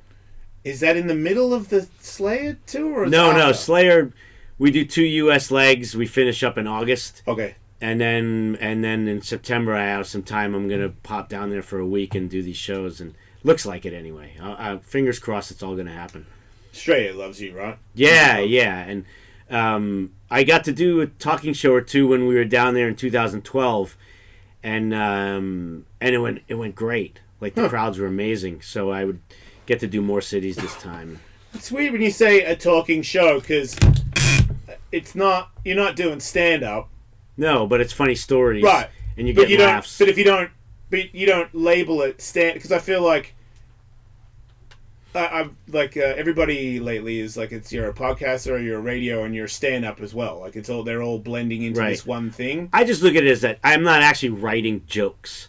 Right. To me, that's what stand up is. Someone is actually taking the time to write jokes, create material. But you've got when you're doing your thing, you've got the stories that you want to tell. Right? Yes. Oh yeah, and I tell stories, and I've learned how to tell them really well in front of a crowd. So in a roundabout way, because I feel like I've tried to do some stand up, and some comics have told me, you don't have to try to be a stand up comedian. Like you can just tell your stories because you're you, dude. Like, well, it is. It is in a sense. It is stand up. So it is stand up. Yes, it is. But I love how you're going and telling stories to people, and if it's like, well, that wasn't the funniest thing I've ever seen. Well, I didn't say it was. Yeah, it wasn't. I said I was coming here to tell stories. Right. Some of them are interesting. Some of them might be funny. Some of them might not be. Yeah. I like the label that totally you gave yourself. Bum you out. Because see, that's how every time I've ever done stand up, it's only for 5 minutes. But Tully knows me. If he gave me a set, it had to go there. Right. It would have to go there because I can't not go.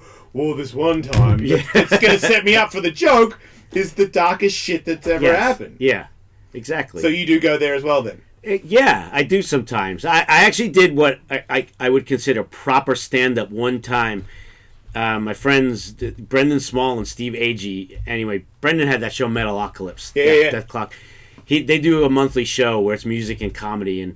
And one time, Pearl and I went, and we were going to sing and play with the band, but he also said to me, do you want to do a set? And I was like, yeah, I'll try it. So I just kind of took some of my material from story form and broke it down to 10 minutes of just 10 minutes of more like setup, punchline, setup, punchline. And I've never been so nervous in my life. It's the most nervous I've ever been. And this was at the Baked Potato in front of 70 people. Yeah. And I was still more nervous than anything I'd ever done in my life. And it turned out well, so well that I said, can I come back and do the second set later? Because in the end of it, it felt so good I did it, and I wasn't scared anymore. And so did it go just as well the second time? Yeah. Both sets went well. Because I did the same exact thing. I didn't change anything. I just did the same thing, and it worked. Huh. So you're gonna keep doing that? No. I'm way better at long form, 2.5 hours, all the time in the world. Like just tell my stories the way I know how to tell them, and I'd much rather do it like that than get up there and try and like tell jokes. I don't know. Maybe if I had someone writing for me, it would be a different story. But well, if you're me and Dingo, you can't rate it. So I'm sure some of these stories would be the same stuff that's in your book, which came out late last year. Yeah, two books now. So yeah. I read your book. I enjoyed your book. What's this thing with you and Madonna? Yeah, that's in Access All Areas. Right. Yeah, the last book. To a strip club. Yeah, which is one of the that's like one of the stories that I'm going to expand upon and hopefully be able to tell it live. No, not. But you said expand upon it. I was like, no, just make truth be told, I make it bigger. You know, to write a story, to write it is different than telling it. So if I just read it straight from the book, it might be an interesting story, but I could tell the story and make it way more interesting and more funny just by using, because you have your voice and your body and your energy. And is this Anthrax and Madonna or you? No, me. Why? Me. Sorry, I'm not saying why. Like, I know you're a metal guy, but I didn't think how did she get involved with hanging out with you? Because at the time, this was like probably around 92, and my friend Guy Osiri, he became the guy that she picked to run her then record label, Maverick. Okay. It was just starting. And I was already friends with Guy, and he started working for Madonna.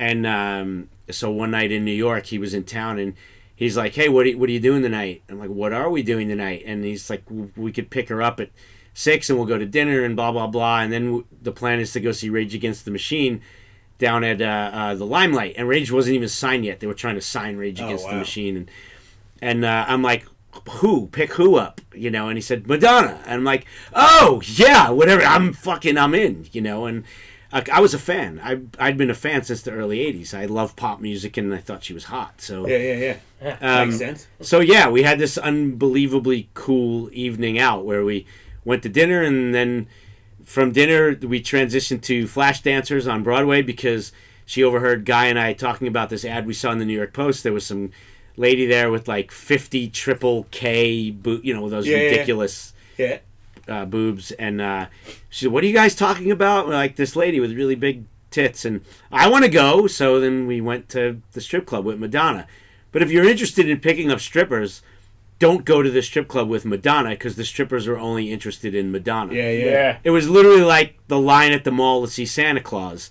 Like, all the strippers basically were lined up to sit in Madonna's lap and She would take a have loved photo. that, yeah.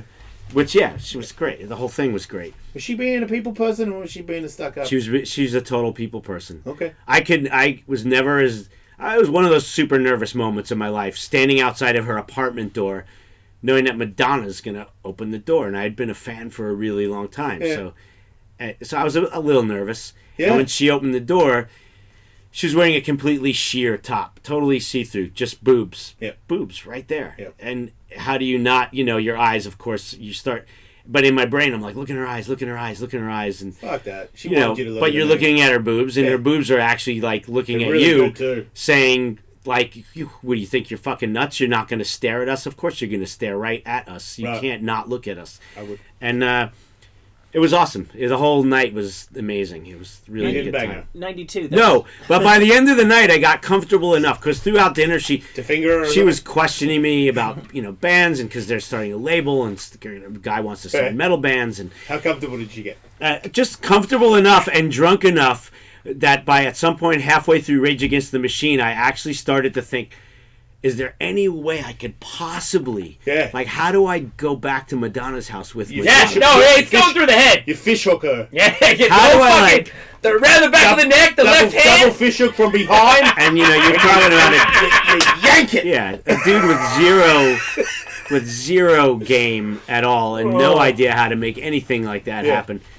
And but it was ruining the show for me, because I was like, you might be missing how out do I on do this? She's so cool. Like, how maybe she seems like she likes me. Yeah. She talked to me all night, which was just dumb to even think that. But I was thinking it, and then at some point the show ended, and she literally was like, "I'm out, good night," and like she disappeared into the dark, and she was gone. And it was like, all right, well, what are you gonna do? Pre-cell phones too. We'll always have Flash Dancers.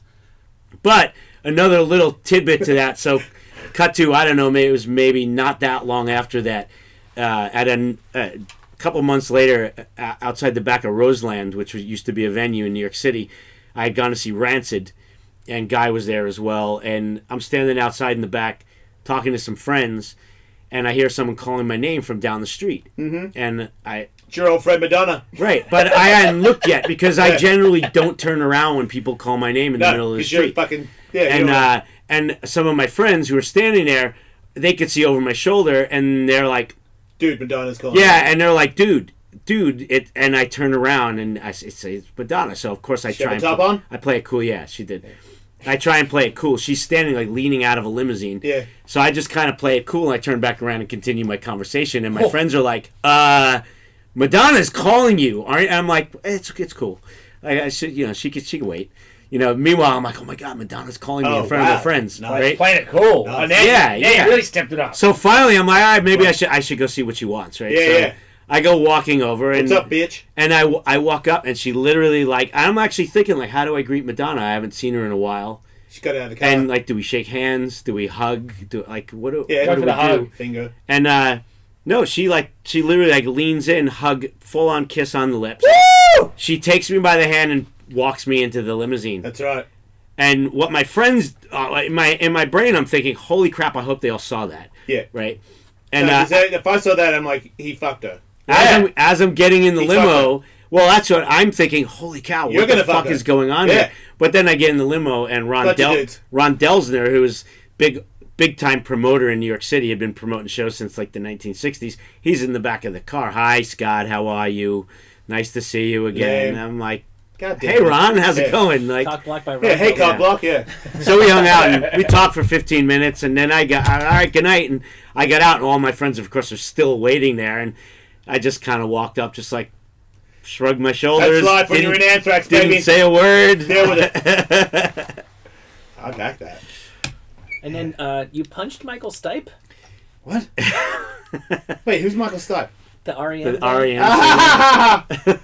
That makes sense. Did you really? It sounds better than the reality of what actually happened, but it was at a. Did you accidentally punch him in no, the face? it was. Well, then it's it wasn't in the good face. story. It wasn't in the face. Oh, was it in the But neck? it was totally on purpose. We kind of knew each other peripherally just from being out in New York. I had met him before, and he was always nice enough and all that. But I was super drunk at a Christmas party, and this is again a long time ago in the '90s, and leaving a Christmas party out of my mind drunk, I see Michael Stipe, and I can't tell you Punch why. him in the face. No, I'll tell you why. Because you're fucking metal. Oh. But I did walk up to him, and I fucking bro punched him in the arm pretty much as hard as I could. Yes. I'm backing it. And Michael's not a big dude. Yeah, he's in REM. He makes me look built. No, but yeah, you're know? in Anthrax, and you punch him in the arm as hard as you can. And I did punch him really hard, and he did kind of grab his arm. Yeah. And why did you do that? Because you're a pussy and we're I metal. socked him really hard. And my friend Dominic actually told me that I actually said to him, because everybody hurts, Michael. Oh! And I fucking ran away laughing. Yeah, you're an asshole. That makes it way worse. Yeah, I realized when I was writing that book, because a lot of those stories take place in the 90s, and I realized I was pretty much drunk for a decade. Have you apologized to him? No, I haven't. So I actually. So you keep sorry, telling Michael. the story and laughing at the end Yeah. of it like you would do it again. No, I would absolutely not do it again. Unless I was really, really drunk. See, that means you would do it again.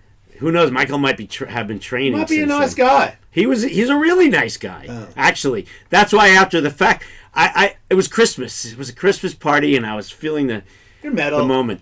Metal people do. I that. punch all my friends. I Merry know, Christmas. I know. I just I can see how he could look at it as, you think you're a hard guy and you're my single pussy hurt shit, and then you punch me and you make a hurt joke. Yeah, it's like look, man, I'm a creative musician as well. Exactly. Stop picking on me. But you didn't fuck him. Fair enough. Is he alive? He is. He is, and he and David Letterman got the same stylist somewhere along the way. Oh, he grew a beard? They both went with the humongous. I think that's a good idea for Getting old, the old beard. I just feel like your head starts to fall off, and if you can grow hair to cover the shit that's fallen off, then you're looking way better. That is a manly beard right there. They just pulled it up here on it. That is a beard. It's a way better look for him. I think it's awesome. Yeah, I think he looks way better. Oh, look, he's done the grow out thing. You know what it is too? I mean, it's just, you're a dude, and if you've been shaving your whole life, Yeah. eventually it's just like, Give fuck up. this. You'd Yeah. still kick his ass. You would kick his ass. Yeah. He might look a little tougher. You would Anthrax the fuck out of him. Yeah. Still REM guy. Yeah. I would bet on me if we actually got on the ring. Me In too. the ring, I would bet on me. Yeah, Maybe we could do that at Ellismania. Yeah. I mean, these comedians It's are hard to book. in 2.5 weeks. Yeah, I'm sure he'd love to show up at a fucking Ellismania. Ellismania is totally his thing. Yeah, right? No, everybody's super REM there. And yeah, you would definitely have to fight your way through a lot of hardcore REM fans to beat him in I in the noticed a cage. lot of REM shirts at Ellismania. Yeah. It's crazy. Everywhere. Jesus. That's why we do a lot of covers, REM covers when we play the night Yeah, before. yeah. A lot of requests for that shit. Okay, now to I'm doing one. That's it. Go for it. I'm doing. Wait, that just made could do a super- Tully's face just told me that was the worst idea. I've Super ever hard come up version with of ever. Everybody Hurts. Oh, okay, because I can't. Yeah, because I bet you I can't sing that like he does. But yeah, I could do a metal version of Yes. it. That's Yes. what I'll do. A metal version of Everybody Hurts at Ellismania. So have you had on your Scott Ian's going to be playing on it. Yes. And he's going to be fighting on it afterwards. Yeah. Who have you had on your radio show recently? I just interviewed Nancy Wilson, which was cool. super cool. Been trying to get her on there for a while. Actually, the first woman of like 25 shows or something, maybe. First woman. It's hard to get. Or there's Women? not that many. Tell me women. about it, Scott. trying to gather as many as I can. It's very difficult. But the last I had Jesse Leach from Kill Switch Engage was the one before that. But I mean, I've had all kinds of cool people from Mark Maron. I saw Maron in here. That was a good get. Yeah, Mark Maron was like that was the one that made me the most nervous because I'm a fan of his podcast. I'm a fan of him in general. I got to do his show, so then when he agreed to do my show, it made me super nervous to have a guy who kind of does that for a living, and I just totally don't want to suck in front of him. So it made me a little nervous, but it ended up going great. It was, of course, I never really thought obviously he could tell stories really well, so I got nothing to worry about. It's just kind of bring up a subject, and he's going to be able to talk about it for 20 minutes. Anything. He had amazing Dice Clay stories and amazing Sam Kinison stories, and just I love that comic world. So he was great. Did you have a Kinison story in your book too? Yeah. I did have a Kinison story where Charlie, our drummer, and I were walking back to the Hyatt on Sunset, which is the Andaz now, but it was late at night. I don't know. But there's that diner right there, which I forget what it used to be called back in the day, but we were walking from that diner past the Comedy Store, and it's late. It's like 3 o'clock in the morning, and we notice Sam Kinison standing outside the Comedy Store. There's nobody on the street. It's just dead. And he's standing there what the fuck? Sam Kinison is over there. When we were massive fans of Kinison. Yeah, he's on I'm the Man. We sampled him in our I'm the Man song and all that, and they gave us permission, and so fuck it, we walk over and hey Sam, what's up, man? We're the guys from Anthrax. Thank you so much for letting us use your thing. Hey guys, what's happening? And nice to meet you, and all this. And we're like, hey man, do you mind if I had the camera ready and everything. There's no camera phones yet. I had a camera, and I have the camera ready to go. And I'm like, you mind if we take a picture? It would be awesome. And he's like, check it out, man. You see that convertible over there? Yeah, you see that blonde sitting in the front seat?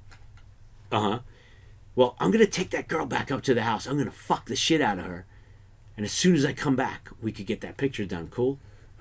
And Charlie and I are just what the fuck? Yeah, that was slightly unnecessary, but okay. Yeah, I'm looking at Charlie, he's looking at me, I'm like, okay, cool, man, yeah, but it'll literally take 2 seconds. Can we just take the picture? And then his whole attitude changes. He already told you. You see that convertible over there? You see that blonde in the front seat? He gets pissed. He gets angry, and his voice starts going up his, and you know what that voice sounds like when he yells, and he's like, I'm just gonna take her. I'm going up to the house. I'm gonna fuck the shit out of her, and then when I get back, we'll get that picture done, okay? Right? And now we're just oh, what a dick, right? Oh my god, what a dick. So we're like, all right, and he all right, see you later, and he takes off. So, the name of my story, though, ties into the ending of this. So, anyway, it's kind of oh, man, what a dick. Anyway, a couple years go by. I haven't thought of that until I wake up one day and I see on the news that Sam Kinison died in that car crash. It totally bummed me out, and it made me think of that story and just, thinking about all kinds of shit. And then I thought about, what if that night he did go back up to the house, he fucked the shit out of that girl, came back to the Comedy Store, because in his mind, maybe, these are dudes from a metal band. Maybe he's really quick, too. They fucking totally hang out. They understand. Maybe she had a flight to catch. They get it. They understand I got to go fuck this chick. Maybe he was back in the alleyway and he was back in 3 minutes. It's only 3 o'clock in the morning. We got all night to fucking go rage. Maybe you could have. So what if in the end we were the dicks? What if Anthrax killed him? No, it was years later. Sorry. No, we gotta go. Enjoy the rest of your day, everybody. Thanks for being on, Scott. Yeah, thank you. Don't die.